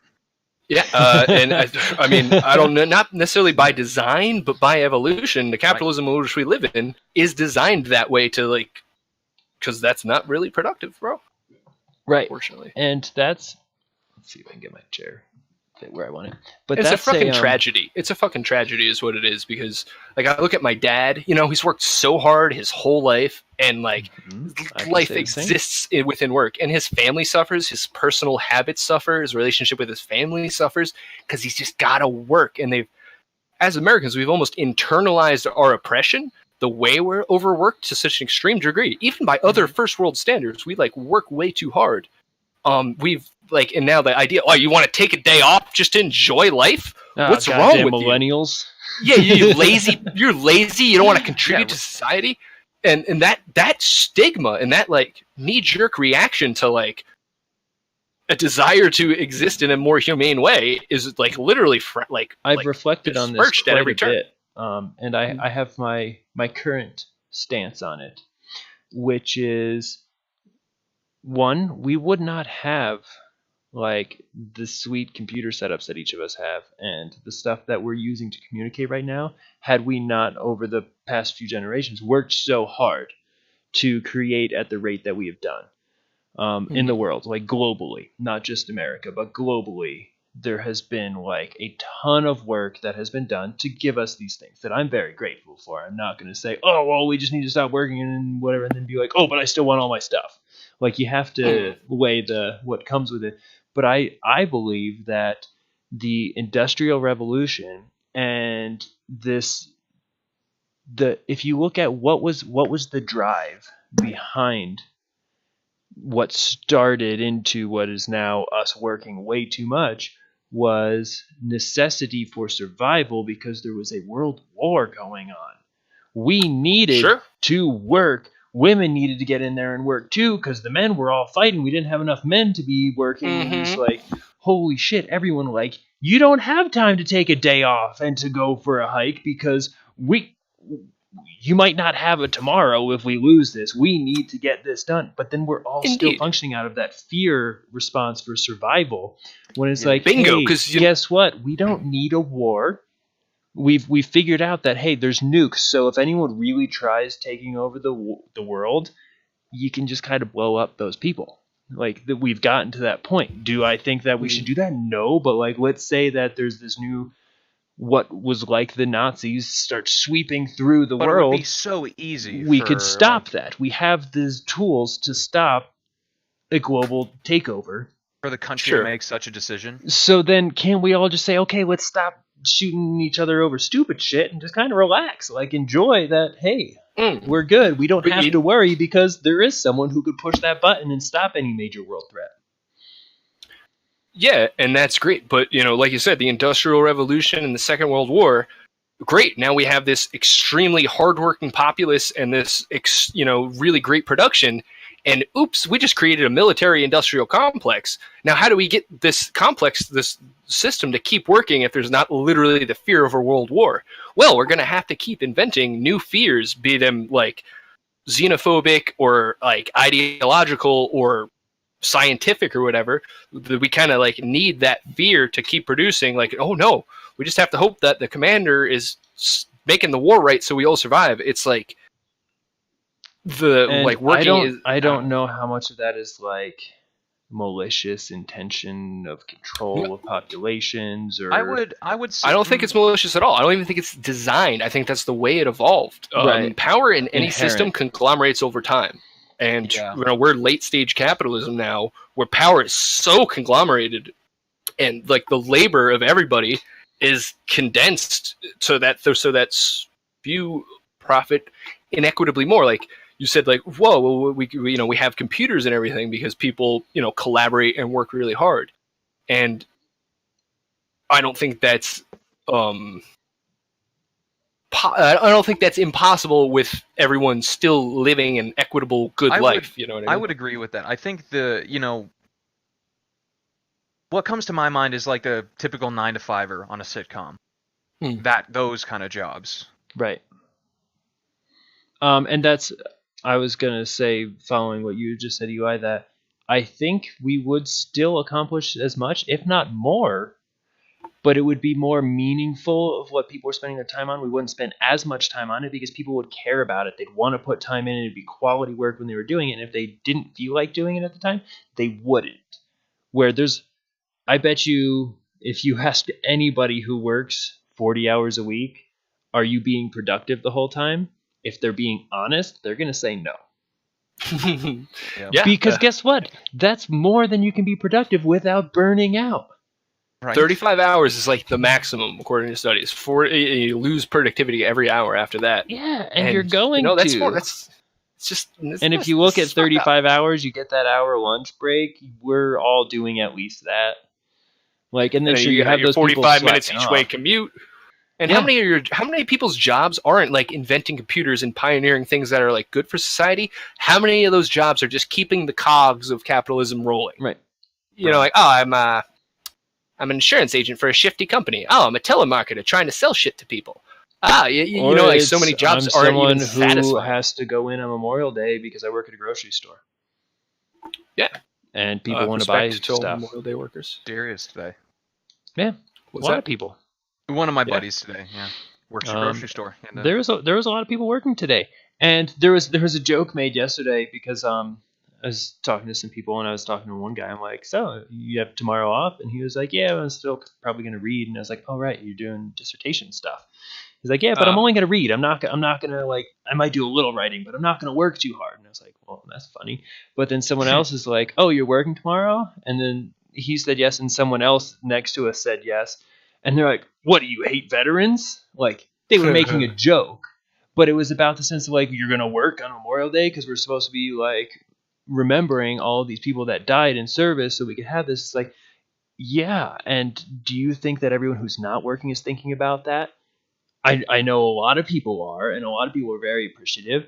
But I think a lot of people are like, hey, day off from work holiday, Right. drinking Yeah. holiday, Got mine, fuck barbecue you. holiday, camping holiday. They're not thinking like, wow, what was it like to be in a war and have people shooting at me or getting shot or watching your brothers who were protecting you, literally your life, get blown to bits right next to you, and you have their bloody body in your hands. Like, people aren't thinking about that on Memorial Day too often unless they were there. And sure, there's some people who weren't there who think about that, like we're discussing it right now, but I don't think that's the norm. I think the norm is like, break from this work that I don't like doing. I was gonna say that's when they start selling the American flag Bush Light containers. Yeah. Yeah. Stores. Just to capitalize on it. Because exactly, and it becomes more about consumption. And I should really pull up my note-taking app. Right now, you guys can discuss this next point. I'm gonna go pee. On that note, while we're on the subject of Memorial Day, Sure. I signed up for Twitter a little while ago. It's not very good. Not very good. But the U.S. Army made a tweet, 2 or 3 days before. I think at the beginning of this weekend, on like Friday. Let's say it's Monday now, and it was, in which way has serving impacted you or your family? And it's thousands of replies. All of the top comments are, "Oh, my uncle had PTSD and drank himself to death. All my veteran friends committed suicide. My buddy came." The human cost that the war machine has is it was so good to see that thread, to see people like saying, "Hey, it's not just like blind honor and service. It's like actually really, it's putting human beings through a meat grinder, mental and physically." And these people come back with like real issues because they've had to do really horrible things and really hard things as well. Yeah. And I think being anti-war is like the most pro-troops stance you could have. Right. And my one friend was in the Marines, and I didn't see we graduated high school. He went to the Marines. I went to college. We both met to town a couple years later, and I didn't see him for a while. But then we caught up and we started hanging out regularly. And I guess he was better by then. But he went through some pretty severe issues. One in Iraq, one in Afghanistan. Right. And he said like I didn't do much. I was just like a driver. I was just driving trucks most of the time, not in a lot of combat. But he, even a very strong, very smart guy, was shooken to his core by the experience. And then and I think that's what we should remember. Like, yeah, a lot of people sacrifice, but the best way to do honor to their memory is to point out how troops should not be deployed in most situations, honestly. Right, yeah. I mean, I know someone who was really high tier special forces, and he's told me stories, and some of the things, it's awful, and he's a mess. Yeah, it messes you up. And it's like, what situation and circumstance did you have to be in for that extended period of time to have like not only this physical toll, but such an emotional and mental toll? Well, your brain physically gets I was going to say it has, yeah. You have new neural pathways you develop, and they become very strong because it's for survival. Because you're surviving, you're not living. But the point, I think it was you, Eli, one of you was making as I sat back down and was listening in, was about like, how do you pay that respect? And the guy who I was learning Tai Chi from, he moved back to Japan because his wife is there, and a whole bunch of reasons why he can't come back now. But I sent him an email not too long ago because I was reflecting on some stuff and was thinking about like, he offered me, he had decided he was done teaching Tai Chi and was only teaching this one woman. And then out of conversation with him and him realizing like this woman that he was teaching, her next step was to teach it for her to grow more, that he accepted to kind of teach me, but teach me through having her teach me. And he was like, I'm done with this because people aren't really open to it and they're not looking at it for the right reasons anymore, and they want to do it because it's like in or it's cool or green or whatever. And I sent him this email in my reflection, and I was like, I think the only way that I can thank you for what you offered me is to embrace and practice what you have taught me. And to appreciate that is the biggest thanks I could give you, is to honor what you offered me. I don't have to give you anything. I don't owe you anything, but the biggest way I can say thank you is to embrace what you offered me. Just like the biggest way you could thank a veteran, in my opinion, I'm sure veterans all have different opinions on this. They don't want you to say, "Hey, thanks for going over there and shooting those people." They don't want that. They want you to be grateful for the life that you get to live. And I've talked to veterans who are like, "I'm just happy that my kids can go to college and work a job and have a successful life where they don't have to get deployed." And this is like, they're thankful that their children don't have to do what they did. And they're like, "I did this so my kids and my family don't have to." And it's like, that's a super noble cause for someone to do something that extreme. And how do you thank someone for that? You don't thank them by saying, "Hey, well, once a year we're going to like have a barbecue and then we'll launch some fireworks and trigger your PTSD when you were in the trenches and bombs were going off." Like, that's not a great thank you in my opinion. Right. But I do think that paying respect is something that should happen. And if we want to take a holiday once a year to add extra attention to that respect, I'm all about that. I'm not saying get rid of Memorial Day, but I think the intention, the focus should be more on appreciating what that cause was for. I agree, and I try to like group military service separate from military action, because like, I think what happened in Vietnam and what's happening right now, I don't really know, like, do we as Americans look back on the Vietnam War as a noble war, as a World War II? It had to happen for like the world to keep going, to protect the American way of life. Was that what Vietnam was, or was that classic American imperialism that had a human toll that still is felt in our culture today, and is certainly felt in Korean cultures, both of them? Now there's two of them nowadays. Right. So now I'm like thanking a veteran for being brave and doing what I consider to be the impossible, the inhuman, going to war. It's inhuman. It's not technically, but well, you know what I mean. If you look at history, it's pretty human. Yeah, but you know, it should be inhuman. It's like literally the worst thing humans can do to each other is just pile the resources and try to kill each other. But regardless, you know, I thank them for like believing that that was the right thing. But I don't think the Vietnam War should have ever happened. And like, for me, like the greatest service to do to the armed forces is to be sure that we have a culture that isn't warmongering constantly and glamorizing war when it's not glamorous, when you can make a very strong case it is American imperialism, that it is for political or economic gain and not like moral righteousness. World War II is easy because, hey, we got Nazis to kill. They're like literally the perfect anagram of the enemy, the other, a righteous cause.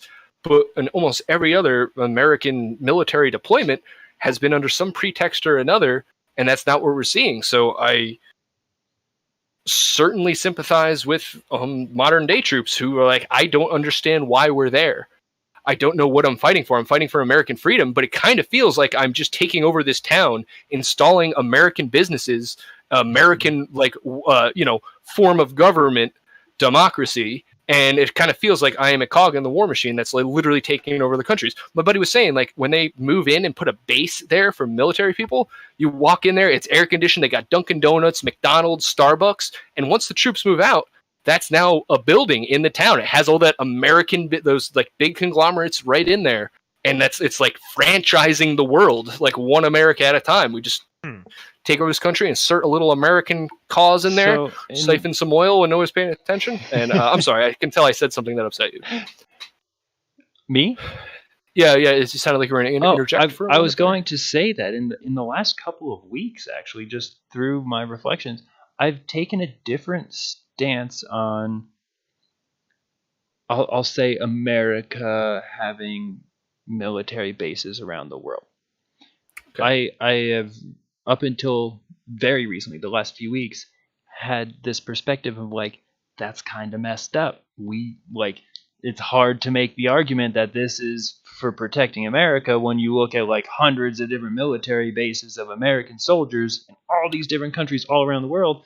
But I changed that perspective recently when I was thinking about like, if there is this, somehow we have like checks and balances to make sure that this is measured and maintained with good intention. But if there was this world police or world military that had this underlying intention of protecting people's freedoms to be who they are and live the life that they want to live without having to fear of people coming in and raping and pillaging your homes, that would be a good thing, so long as the intention is just that. The intention is not okay, over in this other part of the world we have economic gain from this, or we get to keep someone from knocking us out of this place of being the biggest business that does this market or whatever. I mean, maybe I missed this, but you having said that, which side of the coin do you think the United States is on? In terms of what in terms sides? of for like protecting global interests or our interests? Yeah, with our current use of the sorry. I think probably both. I think there's probably people. It's like most things. I've decided that things aren't black and white. They're all spectrums. Yeah, I was going to say, I think you could make the argument for either, really. You definitely can. You definitely can make the argument for either. Here's a fun thought experiment. When does something become hot versus cold? When pretty relative, isn't it? Electrons. But when do you classify it as hot instead of cold? When does it go from warm to hot, even? Well, in what context? Exactly. It's always about the context. It's not like, 44 degrees is the marker where you switch from hot to cold. No, if it's the middle of summer and then it's 44 degrees out, you're going to say it's freaking cold. If it's dead winter and then it's all of a sudden 44 degrees out, you're going to think it's really hot. Right. I thought you were going the route, excuse my interjection, but the route of like, socially this is hot. This is a hot topic. It's still the same principle applies. Right, but I was speaking about temperature, where temperature, it's a spectrum. And everything on it is relative from your perspective of observation. What are you comparing it to? That's interesting that you bring that up, because that used to be... So like the old model of the solar system? How it was like everything revolved around us? Around the Earth, yeah. Heliocentric? Yeah, that's it. That's this, I guess like a physical demonstration of this one. It's like a property of nature, but it's space. It seems like you're the center of whatever plane you're standing on. And it's like there's this little thing where each... it's like a flat white background and then a black thing on top with a bunch of holes in it. And no matter where you move it, there's always one that looks like it's in the center. Yeah. Okay. Yeah. Like relativity. Something that I remember just like, and hopefully other people have done this, but this is something I remember doing so many different times in the car as a child, like on road trips or going to visit family or wherever we're going, staring out the window. But when you're staring out the window, and let's say you're driving by a field that has a bunch of trees in it, and if you focus your eyes on any single tree in that field, as you drive by, the trees that are closer to you will be moving right to left, and the trees that are further from you will be moving left to right, assuming you're looking out the right side of the vehicle, the passenger side. And then that one tree that you are looking at will be stationary, and everything will appear to be rotating around that tree. Right. The things in front of that tree are going this way, the things behind that tree are going that way, and it's because you're looking at this one tree. And your perspective is that things are rotating around that tree, but only because that's where you're holding your attention, where now if you move your attention to trees closer to the vehicle, that tree you were just looking at is now part of the left to right trees. Everything seems to rotate around whatever you're looking at because you're moving and your frame of reference is moving, and then everything else relative to that appears to be moving in a certain direction, where then if you were to stop the car and look at that field of trees, any tree you pick is going to seem to be stationary. Yeah. And it's relative. all relative to what you are focusing on from your frame of reference. Yeah, it's like same with politics. Almost like if somebody's always left of you and someone's always right to you. So hopefully, at what point is which? Like if you get you're to a both place left where of this someone's guy. never on either side of you, you're at an extreme and you need to reevaluate. I think that was the point that I was trying to make, but I didn't articulate very well. So that's I like thinking about that sort of like relativity, and I think that's where our opinions come from largely as well. Definitely. I think that's where all opinions definitely come from to some degree. And that's another thing that we were talking about last week, UI, is personal bias. That like I want to put a big stamped disclaimer on every single thing that I say and do and say, this is because of me. This is from me. This isn't from ultimate truth. It's this kind is of from implied. But people don't take it as such. If they did, they wouldn't have some of the reactions that they have. Oh, well, that's not true. It's like, first of all, consider your source. Like, I'm saying this. And maybe you guys respect my opinions more than other people. And so then you'll take it for more weight. So you consider me a reliable source for certain types of information or perspectives. But it's, again, biased by my experience, my perspective. We could be in the same room and looking at something and it looks different to both of us. And there's the metaphor of all the wise, blind wise men that are all talking about an elephant. And one of them was like, no, it's like tall, it's like a tree trunk. And the other one's like, no, it's kind of like a weird hose. And someone's like, no, it's like a bristly brush or whatever. And it's like, they're just it feels describing... like the inside of an asshole. I don't know how much time you've spent. He accidentally put his hand in the elephant's butt. Okay, it's but sorry. Would that feel like that to him had he not known? Because I don't an know. elephant's butt is probably huge. I was trying to make a butt joke, man. Come on, don't hold me to it. I like talking about butts. Leave me alone. Come on, we need to get some potty humor on this podcast. But it's the thing is, like, everyone will describe something different because it's their perspective. That's what they are experiencing. And you mentioned people reacting to with anger, like when just simply somebody mentions believing something different. I think we had the conversation about a vegan. Okay, you're at a big barbecue. They're passing around a plate of hamburgers, and you get the plate, and you're like, "No thanks, I'm a vegan," and you pass it to the next person, and that person's like, gets angry, like say, "Whoa, why are you a vegan?" Yeah, and maybe gets a little aggressive because by you saying, "Oh, I'm a vegan," in their mind, well, I'm not a vegan. What's wrong with me? Are you saying there's something wrong with the way I do things? And that they're not necessarily saying that, but people, and it goes back to the core, unwillingness to intellectually examine things that is in our culture. It's like they're not saying that. It's a personal dietary choice, but to them, the vegan is virtue signaling. Like, I don't eat meat because I'm better than you. But they're just like saying, this is how I am. This is why I'm not accepting your kind offer of a cheeseburger. And then we made the comment that this person who was passing the plate of meat could make the comment like, oh, cool, why are you a vegan? And not be offended by it because they're comfortable enough and secure with their own beliefs, or they're just curious that they're like, oh, yes, because they're willing to engage with the ideology instead of getting angry at it. Right, and that's judgment of their that's own a sign of a good non-vegan. Like, it's okay to not be vegan. Just say like an open-minded person.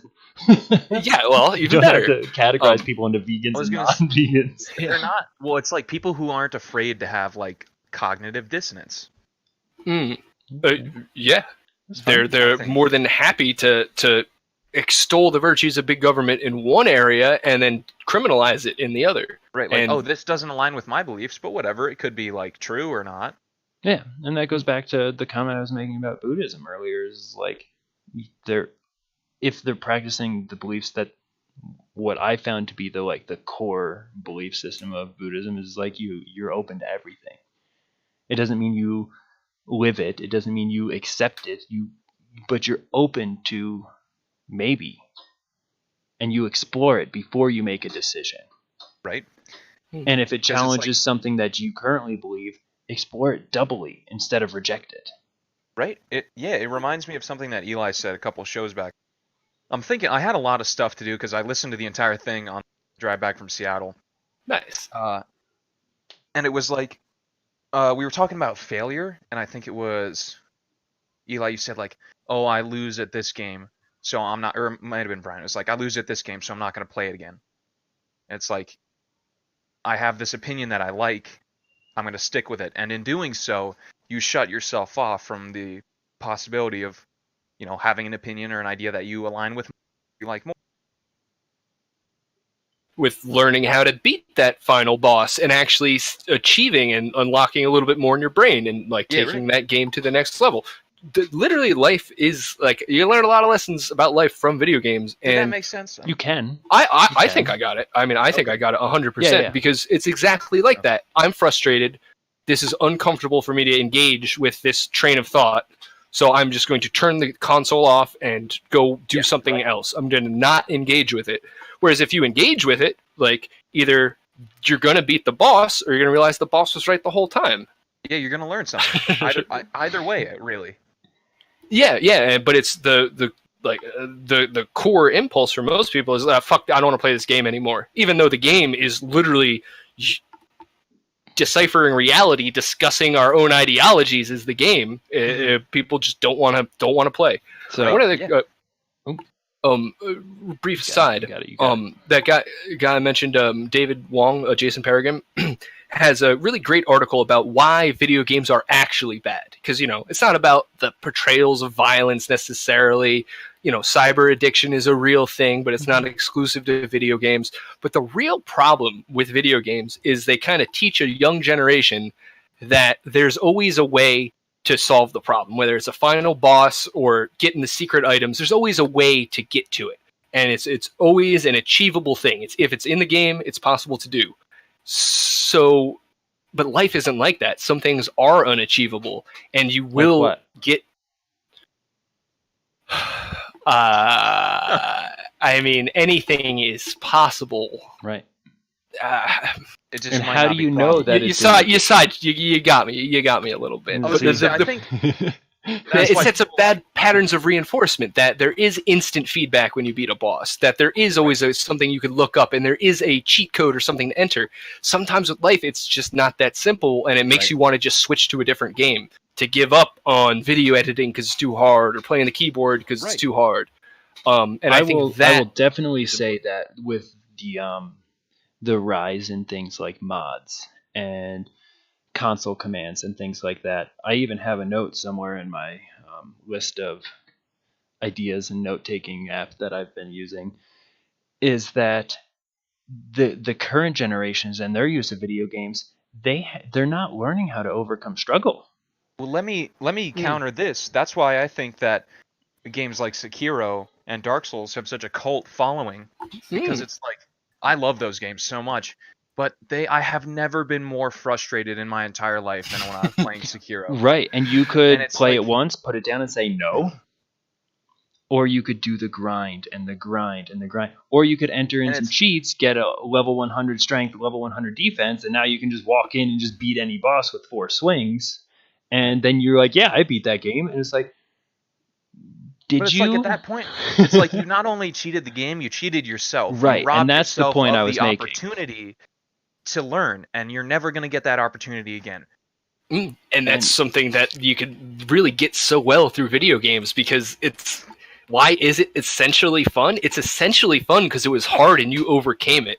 Right. Yeah. And there's no consequence to it. Like you're still fine. You get all the gratification and satisfaction. And that was a thing that I led to straight out of that thought. I was thinking about like video games, how people were adding these console commands and like altering these cheats and whatnot to give themselves an advantage, is how things like the consolation prize, the participation award, everyone gets a medal type of thing, takes away the incentive from the people who are not doing well to try hard, and it takes the incentive away from the person who got first to try hard.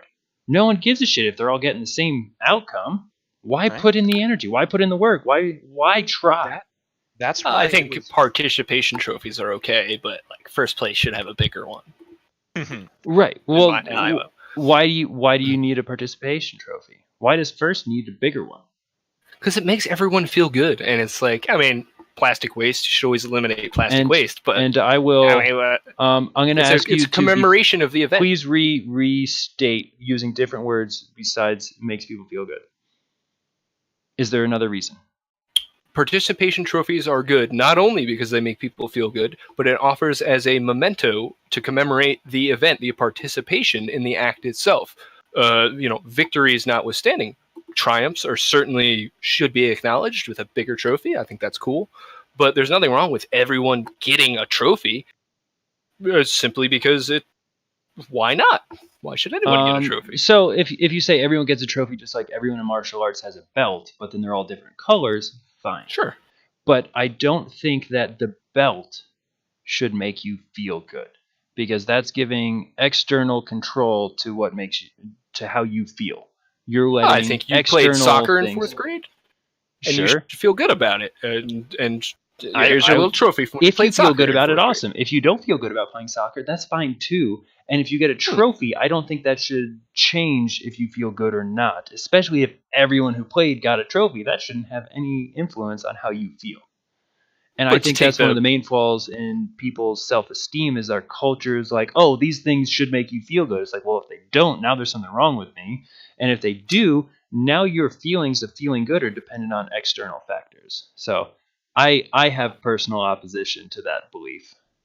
So there's a trophy in the idea of a trophy, and then there's a trophy as like a physical object. And as a physical object, it sits on your shelf and reminds you of A, that time you participated in soccer, or B, the time you got first place in soccer. Either way, as an object, it's fulfilling its use of sitting on your shelf and reminding you of something that you ostensibly have positive associations with. Now, in terms of the ceremony of a trophy, where, all right, everyone, line up, we're going to give a speech for 1, 2, and 3, then everybody else come up and just grab your participation trophies, because you're all the same. We only, 1, 2, and 3 get the speech and the big trophy. So in that way, I mean, I would agree. It's a bit of superfluous at that point, because everyone's getting it, and we're only really giving the speech or whatever to the top 3.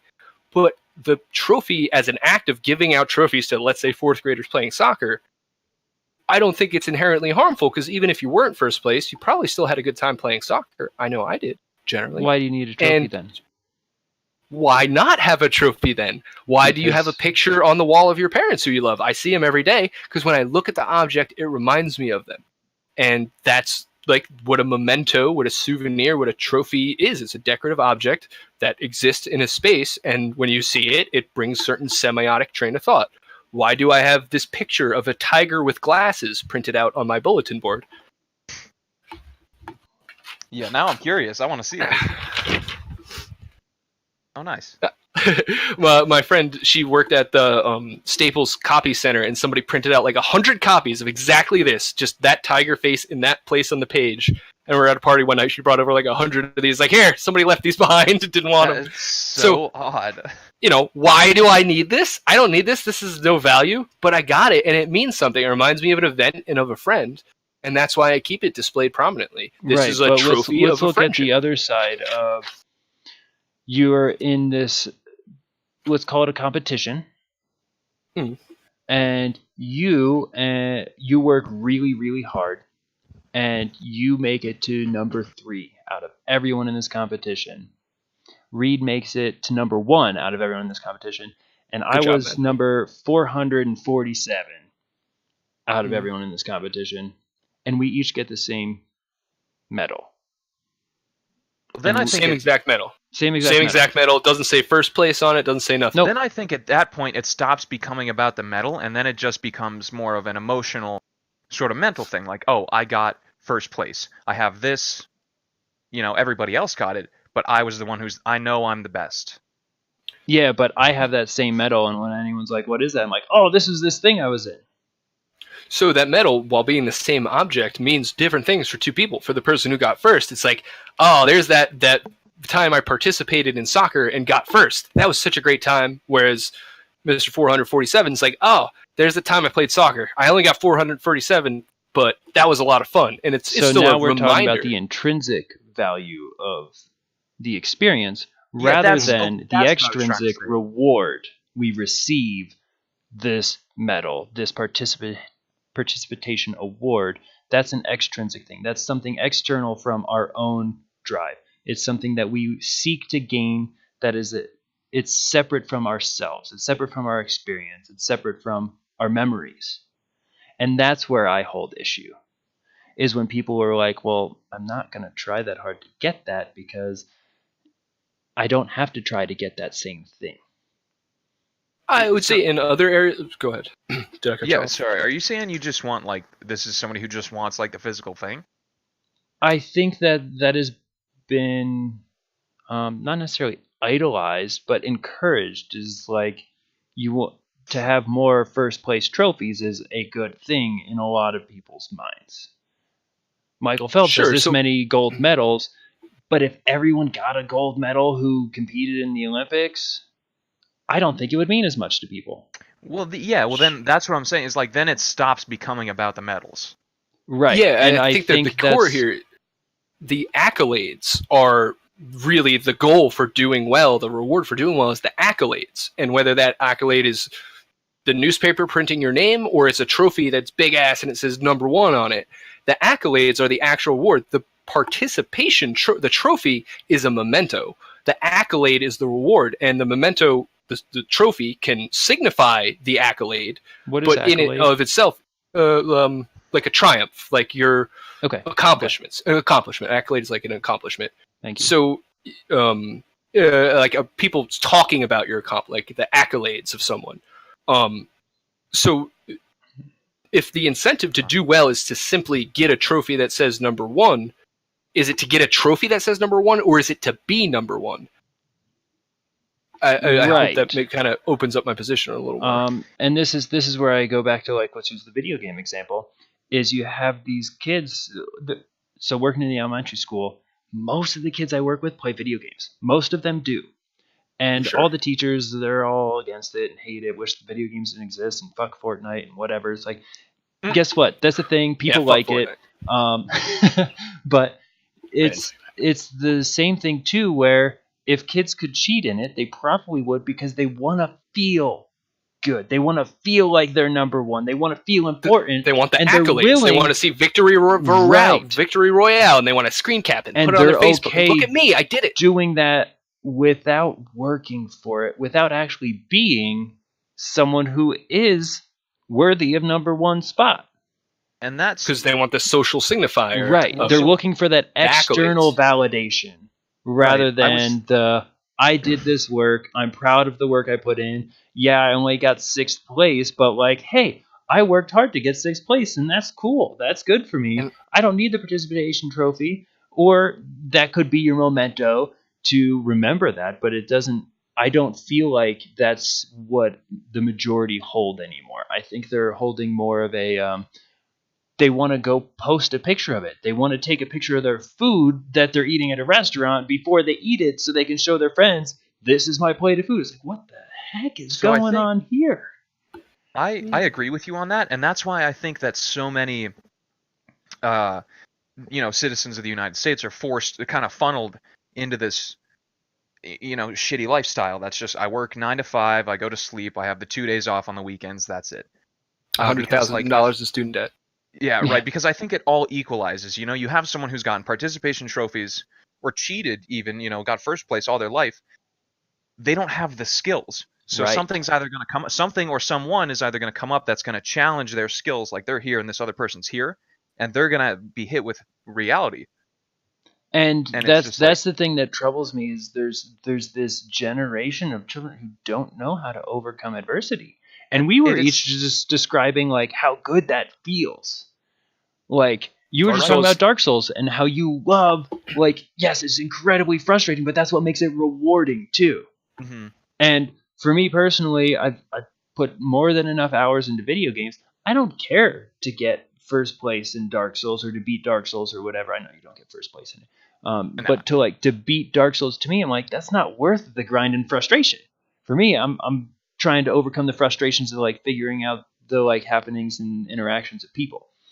And that's where I want to put my energy. But the fact that you're willing to overcome that frustration is building, like, is strengthening, like, that muscle of trying hard.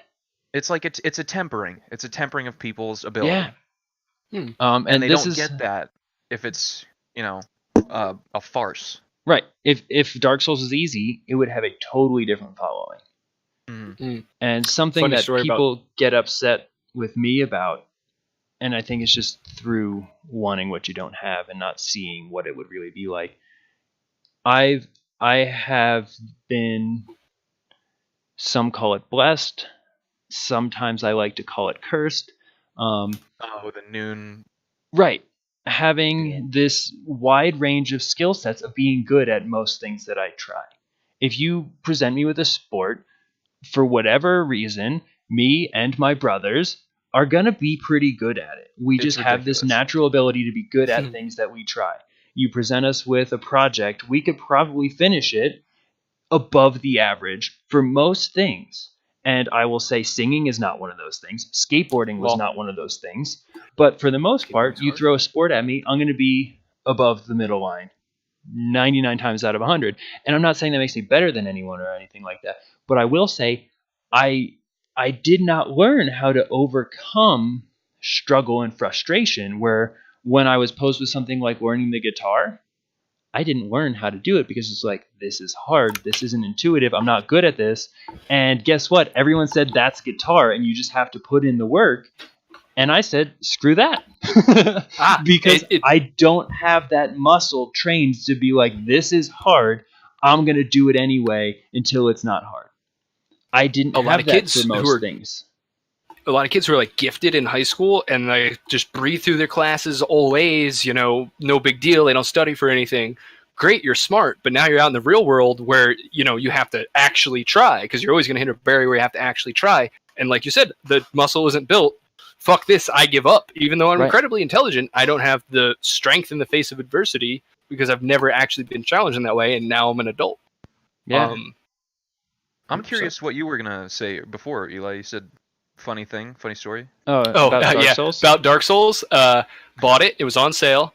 Got halfway through the tutorial. Is this the first one? The first Dark Souls, I believe, yeah. Okay.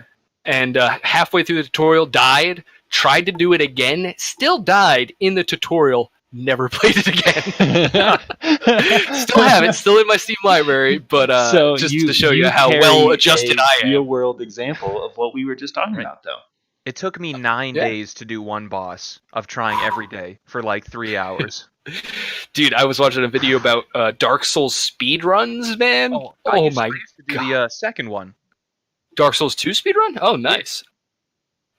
Dude, that shit's fascinating. You want to talk about it's being incredible. Competitive? Oh my god. I think the Dark most Souls I was just looking at my Steam real fast. Fascinating ones. Oh yeah.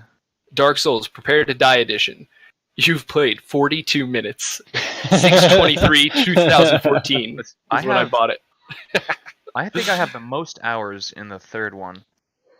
Oh, yeah, nice. In the second one, 183. I may have. That's nothing. I probably have about the same amount of time put into it that you have, Eli. Maybe 42 minutes. Yeah, probably not even that much. I mean, it's so cool. The aesthetic of it is so cool. Like, as old the makings of a game I should absolutely love. I love, like, third-person combat games. But it's just so hard. It wouldn't even give me an inch. It wouldn't even let me, like, kill some easy guys first. And I was like, nope, just getting steamrolled by this big black boss. It's like a big ball that runs you over. I don't even remember. The Asylum Demon. Yeah, that's probably it, yeah.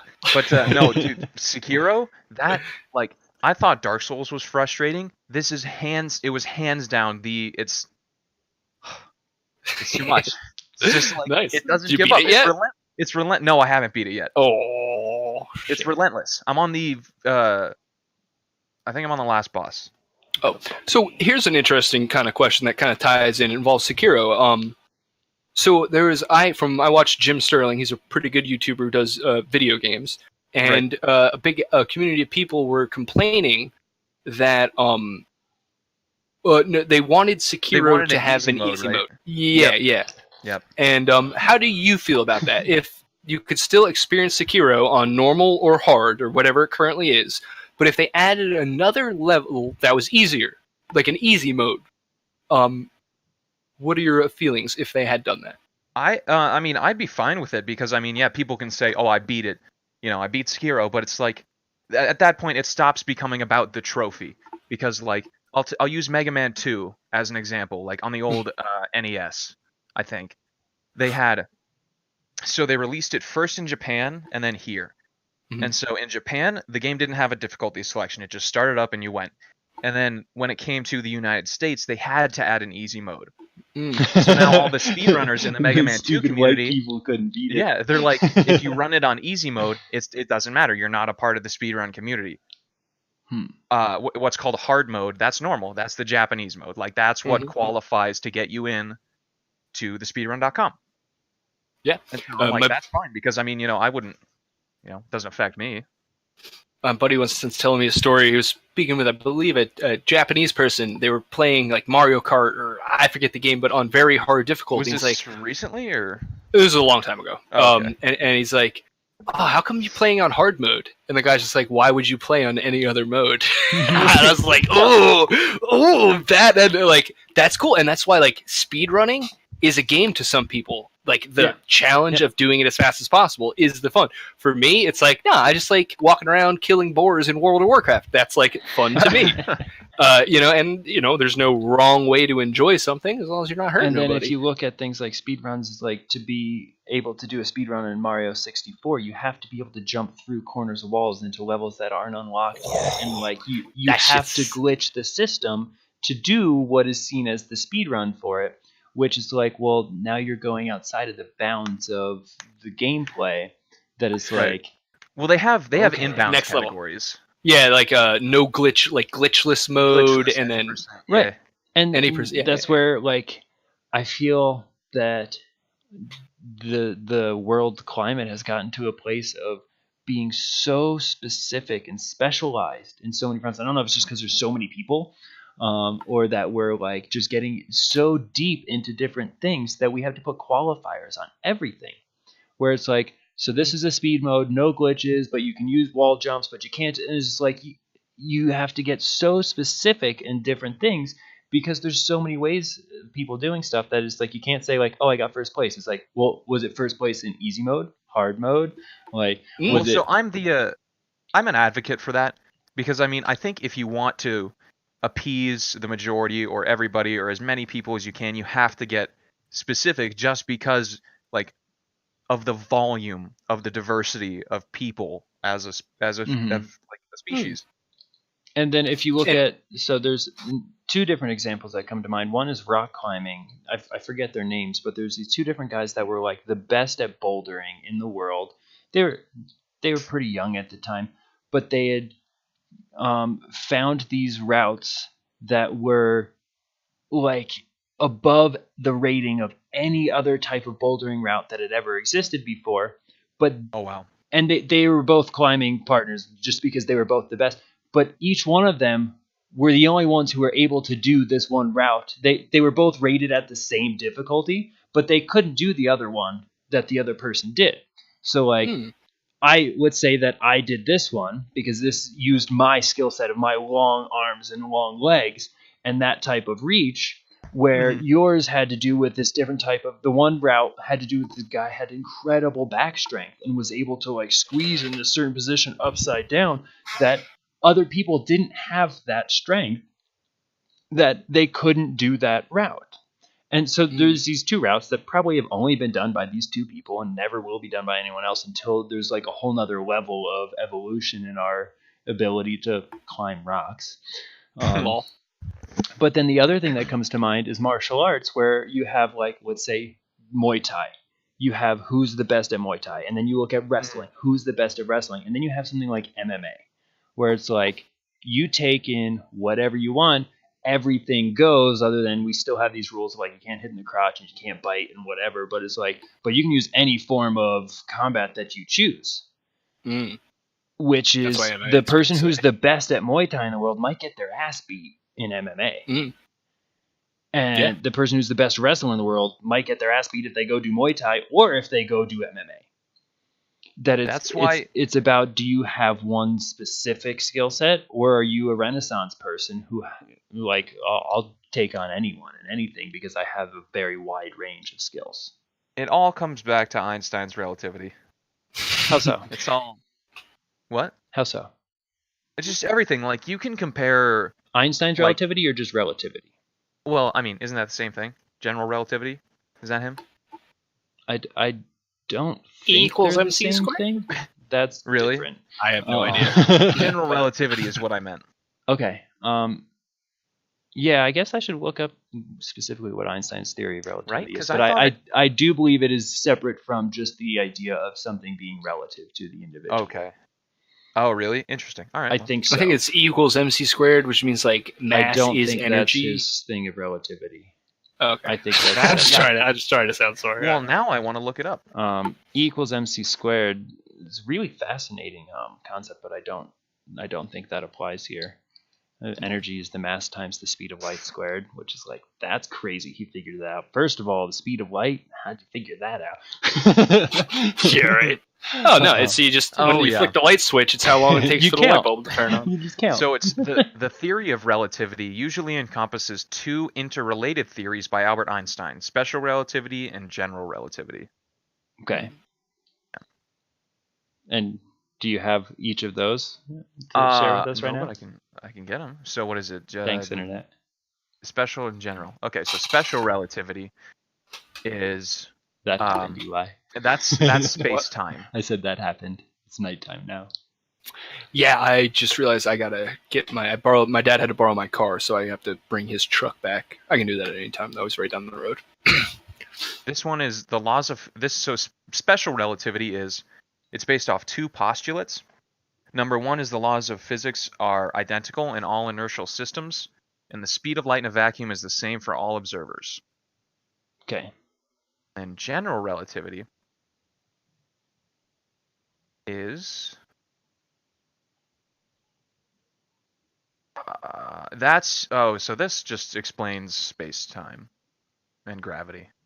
Yeah, and that's what I thought his I theories think it had was more to do with. I think what I'm trying to say is closer to Murphy's Law, if either of you are familiar with. Mm-hmm. Anything that can go wrong will. Yeah. Oh, and so what I sent in the chat is just how when you were talking about game-breaking glitches and stuff. This is the current Dark Souls 2 speedrun, and it's just Wow. insane. If it's at the right spot, it is. Okay. Here, I'll look watch at that that just so if anyone looking at this wants to get a view. Oh, it went back No to worries. that thing where I can't get it to show. See where it just starts running through the world? Yeah. Yeah, it won't let me Clip click back on the in. bottom of it for whatever reason. So, Really? oh, but now it did the thing where we're no longer full screened. There it is. Yeah, so if people want to look at it, there it is. Dark Souls should 2, automatically 14-minute put you to world 203. record speed run. Yeah.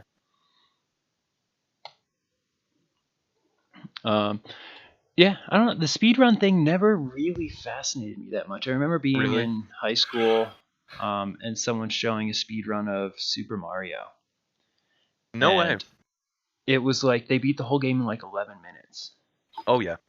Wow. And the funny part is there's one of the worlds where you have to it's a side-scrolling world where you can't sprint. You go as fast as the camera goes, and that was like the majority of the time through the game, because they could only go at the pace of like the side-scrolling on like the ships where it's shooting the big bullets at you or whatever. And some it was of the most. and I didn't care that much. And I've seen other speedruns, and I was like, whatever. Well, these are ones like platformers. I think impressive. are especially interesting, like Super Meat Boy. I don't know if you know that game, but like Sure. Yeah. people who are really good at that game, it's impressive to watch.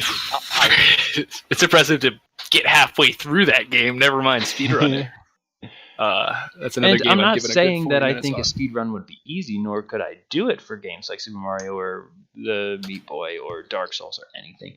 But I just don't. I don't personally have interest in it. That's not something that I think interests me. it's like a person who's never played video games watching Shroud play. It's like he's just clicking on their heads, whatever. But Yeah, I've played some of we're these video informed, games we that know. have the speed runs. Just to me, Sorry? that I've played some video games that I could see speed runs for, and to me, I don't want to watch it. Whatever. I like watching summaries of it where people explain like, oh yeah, he's glitching through this wall here, like almost like the play-by-play, the charity games like done quick. GDQ. Yeah, I watch a lot of GDQ. Dude, I remember my buddy came over. He put on the one for Super Monkey Ball. Yeah, Some N60. Dude, the guy is like, insane. he's talking the whole time. He's like, oh yeah, blah blah blah. I really like charity. And then you see him. He's just like pausing the game and then restarting the level. And he's like, and he's talking. And it's like, oh yeah, well, it's a random chance whether you're facing like this way or this way. So you want to just be sure you're and like he's executing this stuff like a robot. And he's talking the whole time, dude. That was one of the first things that like got me like interested. I've never tried to speedrun. I don't watch individual speedruns, but I like videos about the speedrunning community. I just for you guys to peruse later. It's a long video, but this is one of my favorite YouTubers, HBomberGuy, and it's a 40-minute thing. He takes basically 3 games and explains what speedrunning is, explains like some of the intricacies about it, and then at the end puts a nice like philosophical like thing on it, and it's just like a very enjoyable video. Spoilers, there's this one kid, his speed runs the entire 101% of Donkey Kong. It's a 17-hour stream. He played the game for beat the game, world record, and he's like, oh sweet, I beat my old record. His old record was 19 hours. So which Donkey Kong? Donkey Kong 64, and like the qualifier for like this type of speedrun is the 100% completion. So it's like going back and getting all the bananas with every different monkey, and even something as stupid as that. Like honestly, that sounds stupid to me. Like why would you play a video game for 17 hours straight? But he does it, and he loves it, and he's happy about it, and he's excited at the end. And honestly, this is one of the most feel good videos I've encountered in a long time, because it's fascinating too. And he does the whole second part is about Dark Souls, how the runs evolve over time and how it's a community thing. Because like one person's like, oh, I figured out if you use this item here, it'll glitch you to this door and you don't need the key, you can go right to the boss. Another person's like, oh, well, I found out if you shoot this guy in the tail, you can get the sword and run right by him. So it's like the community collaborating to get the fastest time together. And yes, an individual holds the title, but it's the furthering of the cause that the community comes together for is like why it's so special. And that's why something as silly as speedrunning is special. Special. But yeah, there's my YouTube link of the day for you guys. Did you link in the description? Oh, link in the description. Don't forget to comment, like, and subscribe. Oh, that's Mirror's Edge on the splash art. Oh yeah. He it's Mirror's Edge, Dark Souls, and then a little Legend of Zelda, a little Donkey Kong. But he uses like basically one game for each of the 3 segments. I do like Mirror's Edge. All right. So does Harry. What's that? I was just showing the link in the recording. Oh, nice. Yeah, HBomberGuy, really good YouTube channel. Whole lot of stuff, politics, video games, entertainment. It's pretty sharp, pretty funny. Shout out! You didn't know that you were going to get tagged in our podcast. Shout out to HBomberGuy. Oh my God, can you imagine? Yeah, pretty easy. It just happened. Spoilers, actually, after this guy. I guess there was, a little Twitter drama for you. Twitter drama is the best kind of drama, bro. So this guy, there's some guy, Leanin Graham or something. He was like a writer for British sitcoms back in the day. This guy's British. And he like made some nasty comments about trans individuals because some like trans youth support group was losing funding. So the guy tweets like, it's good. Yeah, whatever. So Harry Bomber Guy's like, hey, fuck you. Speedrunning is awesome. I'm going to do it ended up being a 48-hour live stream of Harry himself raising money for underprivileged like trans kids, and AOC Alexandria Ocasio-Cortez shows up. A whole bunch of like people show up. They raise like $100,000, and then the charity gets its funding reinstituted anyway. So they got their funding. He raised a bunch of money, and he was just like made dragged this bigot through the mud and made this guy's bigotry the reason that he decided to raise money for people. So and he used Donkey Kong 64 as the platform for it. But that could put you in a perspective of like, so then is someone being a bigot a bad thing? because here it was the precursor for raising an additional $100,000 for a cause. And you could argue without certainly that, bad that people wouldn't have inspire people to be good. Yes, I guess I agree with that. Right, and it's like, is that one of the precursors or the prerequisite conditions to have something like that happen? Was that a catalyst for positive change? Well, I mean, one bigot is okay, but like a community of bigots, for that matter, is a community of bigots is not, because then transgender kids wouldn't need extra protections to begin with, because we live in a community of bigots. Right. But one bigot is okay because we can. It's easier to rally people against somebody than for something. So when you have a bad guy, a well-placed bigot. Look at that. It's like how good are forest fires? They provide like new growth. How good is killing half the population so that future generations won't have to starve? Thanos. And that's why philosophy is fun. It's all relative, dude. It is, but thanks Einstein. That comes back to I didn't mess with time. A comment we made in the original discussion, which is about like, yeah, you have the original intention, but then you also need to look at, is it causing harm even if you're thinking it's a good thing? So it's like the whole Thanos argument is like, yeah, but you're killing half the people. He's like, yeah, but I'm also preventing the other half from starving and suffering for their all, like their whole being and life. But then you look at it as like, okay, Hitler was trying to make a great world that only had good people in it. Right, and then it's like, but does the end justify the means type of thing? Right. Bingo. And I think that's just, I don't know how to find a truth in that, a right and a wrong. Like that's why it's like again relative. It's that element of humanity that we can never take away. That's why communism will never work. It'll work with robots, because there's no deviation. You can have them set to this specific path, and there's not going to be an element of empathy like, oh, I need. But maybe that's what you do is you just eliminate the human propensity for empathy and emotion.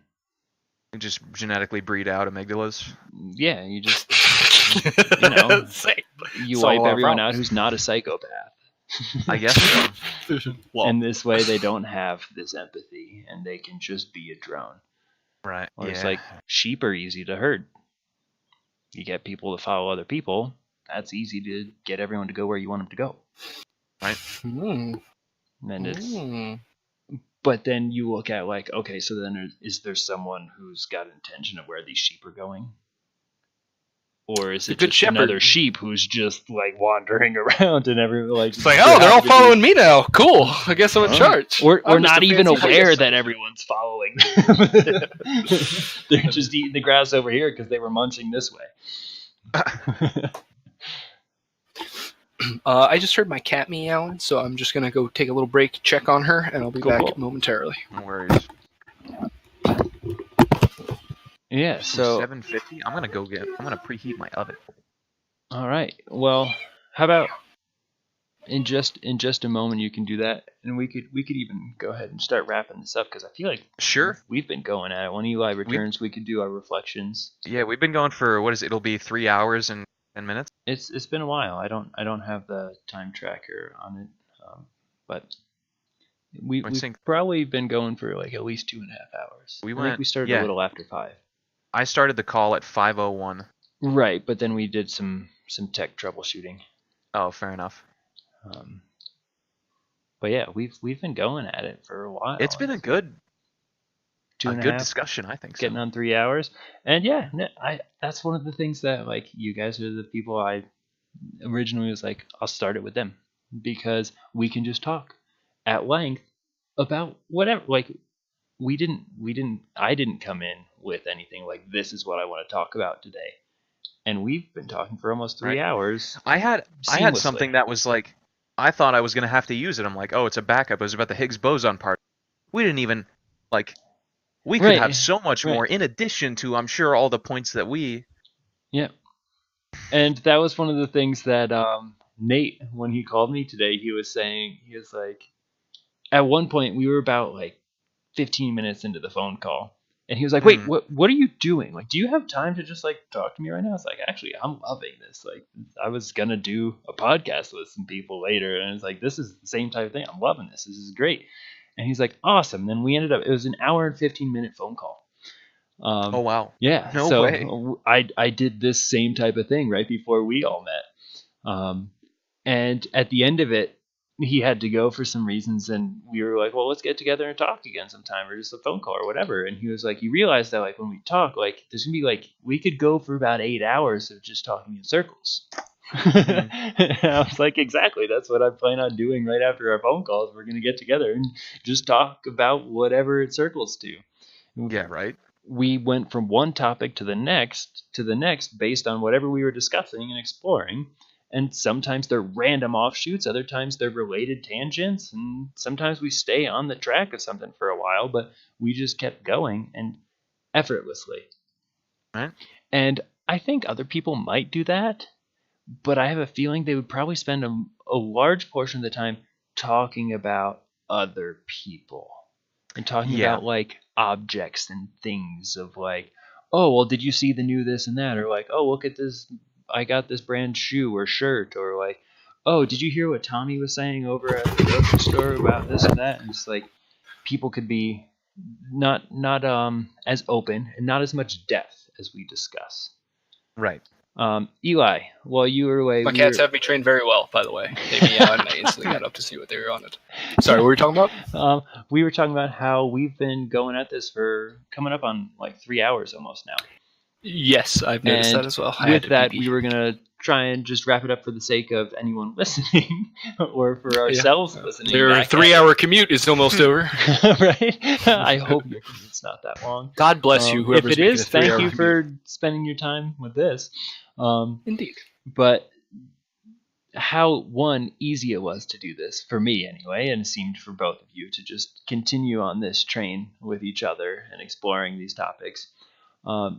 2, that let's come to a close so we can take care of things, put things in order for ourselves so we can keep functioning in a way that's productive for our current stance, and we can come back and do this again next week or next time we decide. Yes, yes. And 3, to just go ahead and use this time for our reflections. And I can get started unless one of you guys please. would like No, to. go for it. I feel there's 3 hours to reflect on. I'm gonna reflect while you reflect. One of the things that I've noticed about when I reflect on something, or someone's like, "Oh, what do you think about that?" Usually, my first thought is like, "What do you mean think about that? Like what part?" You want to hear what I think about the whole thing? Well, 1, I probably can't remember all of it offhand. 2, I've got so much that I probably think about all of it that it would just turn into another full-length discussion where you could say, "And what do you think about that?" at the end of it. Literally. It's a circle and a cycle. But just the ease of this for me of like how we can discuss these things and explore things openly with each other, where I think we disagreed on a handful of things today, and I didn't feel resistance from either of you. And I noticed a couple of times when it was coming up in me where I was like, okay, why am I being resistant to this? Let me be open and hear this perspective on it. And I probably changed my view of some things, at least to a varying degree. I didn't feel like anything super challenged me in our discussion. And hopefully some of them they do, because that's always, I think, good exercise. But again, there was one time, I don't remember what I said, but you went, well put, and I thought of the well put, but we need to tend to our gardens in our discussion. And I was like, oh, let me make sure that I'm making this meaningful for me as we discuss this stuff. And there's a few things that I shared that I know I was sharing because it's stuff that I think about a lot. And one of the things that my buddy Nate said to me today, which I thought about in our talk, was, I guess 2 different times I said, oh yeah, well, I spent a lot of time in my head. He's like, you brought that up again. That must be important to you. And I was like, I don't know how important it is to me so much as it's very salient. And it's something that I spend a lot of time doing, so I notice it, so it's something I talk about. And he's like, yeah, well, we all talk about things that you do the most. And one thing that I have been thinking about a lot lately is these discussions. I've been looking forward to them. And then when we are in it, I'm fully present in these conversations with you guys. And yeah, sometimes my head's trailing off on some of the different things we're talking about, but I feel like I'm I'm not thinking about tomorrow. I'm not thinking like, okay, when this is over, I'm going to go do this or that, because I'm not looking for this to be over. This is what I'm looking to do. This has been enjoyable for me through this entire experience. Even the parts that I'm like, no, I don't agree with that, or ooh, they don't agree with me. Like, I've enjoyed all of this, and it's been something I've been looking forward to, where it keeps me present. And yes, I've been in my head during it, but my head has been on what is happening in front of me and unfolding. And I feel like I expand myself and my views, as well as strengthen some of them and get rid of some others. And it's kind of like tending to the garden that is my mind and my thoughts and my belief system. And I guess my reflection is in appreciation of this experience with you guys. And yes, Hell sorry yeah. everyone, I used a gender pronoun. No, thanks. That means a lot. Yeah. Thanks, folks. And- folks. I'm glad. Maybe I'm glad. Not really even. It's cool that you are appreciative of my comment, but my comment is strictly out of just acknowledging my gratitude. Yeah. Not because I feel like I owe anything to you guys, not because I want you to be like, oh, nice, he said that about this time with me. If you take it that way, cool, that means whatever it does for you. But I want to, that's my reflection, is like, this is something that's been important to me. I've been thinking about this a lot. I've been looking forward to this, and then when we're doing it, I'm immersed in it. And that's where I feel like I'm deriving meaning in what I'm doing right now. And There's a treasure in the pleasure. It feels really cool, and I hope anyone, myself included, when I listen to this later, anyone who listens to this can take that reflection away of like, it feels good when you like what you're doing and you have a sense of meaning in it, even if it's something that it doesn't like have an economic gain or a social gain or a familial gain. Like, I don't know that I'm gaining anything out of this experience that's tangible other than my enjoyment of feeling like it's something I want to do. Beautiful. That's wonderful. Everyone should be so lucky, and Right? we are now, because I'm enjoying it quite a bit myself. Yeah, Me as well. and the way that I got here was just like continuing to talk to you guys about like, well, if I keep thinking about it, I should just do it. I should just do it. So thanks Swoosh. for helping me make it happen. Thank you for likewise, Yeah. actually. Right? I guess if I had to wrap up my summaries, I would take a similar Oh, note Jesus. as you actually. Palo Santo. Yeah, this stuff's amazing. I love it so It much. smells so good. Yeah, it's great. it's Ginger incense. head. Oh, okay, It's not incense, but similar. Have you heard of sage? And like people who Yeah, sage? sure. This is a type of wood used, I believe, in South America. Maybe it's Central America. I believe it's South America, though. That it has such a unique. It's almost like a sweet smell, but like, And I don't know like, if you even smelled the like wood really when it's good like wood. Like, oh, that's a nice cherry, or that's nice cedar, and like the smell of cedar. I think the smell of like cedar wood smells really nice. The smell of this wood, the Palo Santo, is a really great smell in my opinion. And then you burn it, and the whole idea of people like, oh, sage is just a bunch of like mumbo jumbo. Maybe, but guess what? It also, like, the smoke kills airborne bacteria, so that's a good thing. And my sister saged my whole house before I moved in. They're like, no, we had cases any bad spirits. We got to sage it. And cool. I mean, if that's a thing, yeah, I would like you to clean that for me. And if that's not a thing, at least you killed any airborne bacteria. Yeah, there you go. Fuck bacteria. Not to interrupt your reflection. Right. I was just commenting on Reed's action. Yeah, your reflection inspired reflection in me. In that, hey, I kind of noticed throughout this conversation, I bring up certain things quite a bit, and I think you guys can tell I have certain axes that I'm trying to grind almost, and it's just good that I have a third, another little reflection. Like, this screen is a mirror for like my own behavior. It's like, wow, I am pretty obsessed with the overwhelming despair induced by society or whatever. Yeah. American imperialism or late stage capitalism or whatever Bolshevik bullshit I'm spouting. At least how. But I am pretty. I really kind of try to tie it into everything, and that's why this is very fun for me.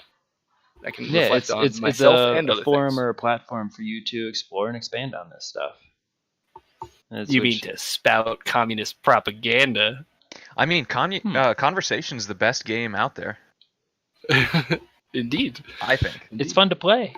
It's fun to play. Free to play, too. With other players that have a similar or a play style. Oh, yeah, only if you have a good group to play with. I was going to say, if you're facing someone who doesn't have the latest card. The latest what? You cut out. Latest cards.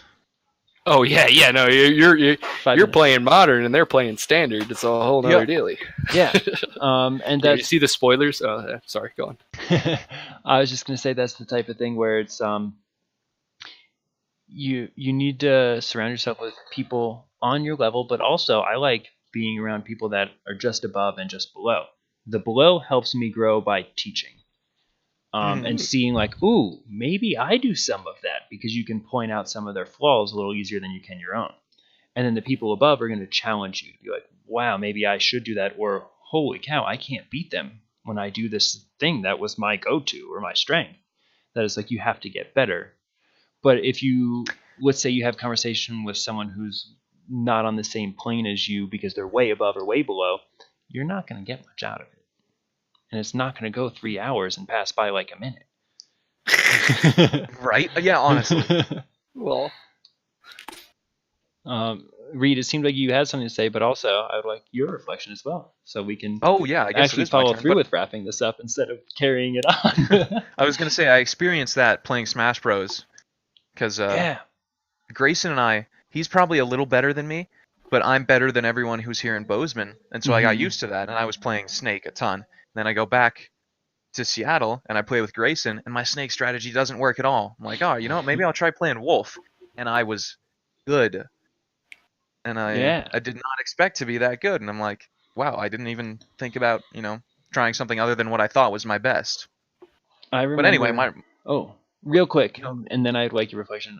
One of my friends, Sean, actually, right behind us. His house is through that doorway behind me.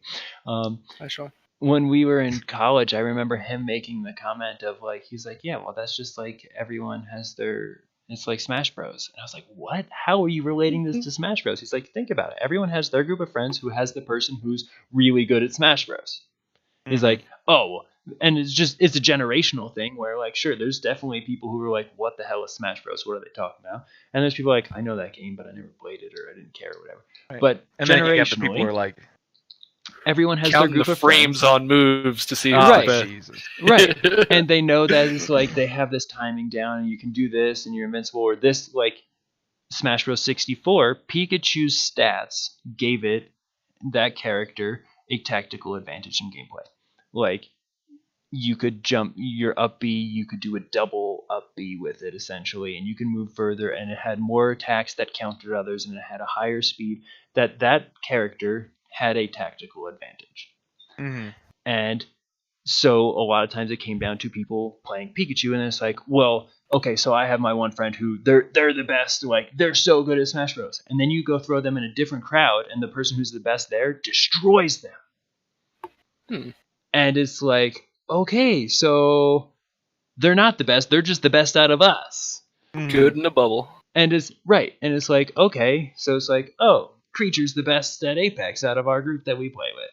It's like, but then you throw him in a match with, like, I don't remember the guys' names right now. Shroud and Dizzy. Sure, Shroud, Dizzy, and like any other of the professional players, he'd probably get destroyed. Yeah, he's getting carried. Right. If he's on their team, they're going to be doing the work, not him. And it just shows relative. That again, relatively good. He's relatively good. It was an example of relativity and the bias it holds. And the example came through a video game. Love video game examples. But not to interrupt your reflection. Oh, not at all. No. I just I relate with your feeling of being present. I didn't notice it until afterwards, though. Because usually I can notice, I'm like, oh, I'm really in the moment right now. But I didn't at all, and I think I was really in there, like 100%. Yeah, and that's the thing is, like, I've made the joke that 3 hours went by like a minute, and then you laughed at it because you're like, wow, yeah, I guess it did. Right? And I'm really appreciative and grateful, and I think this can only go up and up from here. And I got to see what He could Eli go looked like down, in too. person for the first time. Wasn't he on camera the last time we did? No, this is the first time I've seen him. Well, there you go. All Hope it right. didn't hurt your eyeballs too much. Even more handsome than your voice. Well, thanks. Dude, the guy at the Dunkin' Donuts drive-thru, when I pulled up, he's like, "Are you a voice actor? Because you have a fucking incredible voice." And I'm like, "What?" That was one of the kids in my I was CS just ordering a class. coffee, thanks. That's Something cool. I have no. No, I don't need. We're wrapping up. All right, save it for next week, boys. It's not would wait. But to close, thank you guys again. I look forward you. to it. I enjoy Yeah, it. thank you. And you're both beautiful people. Oh, Bri, you too. Likewise, don't forget to watch that video. See you next week. Hey, All right. see you around. And we are.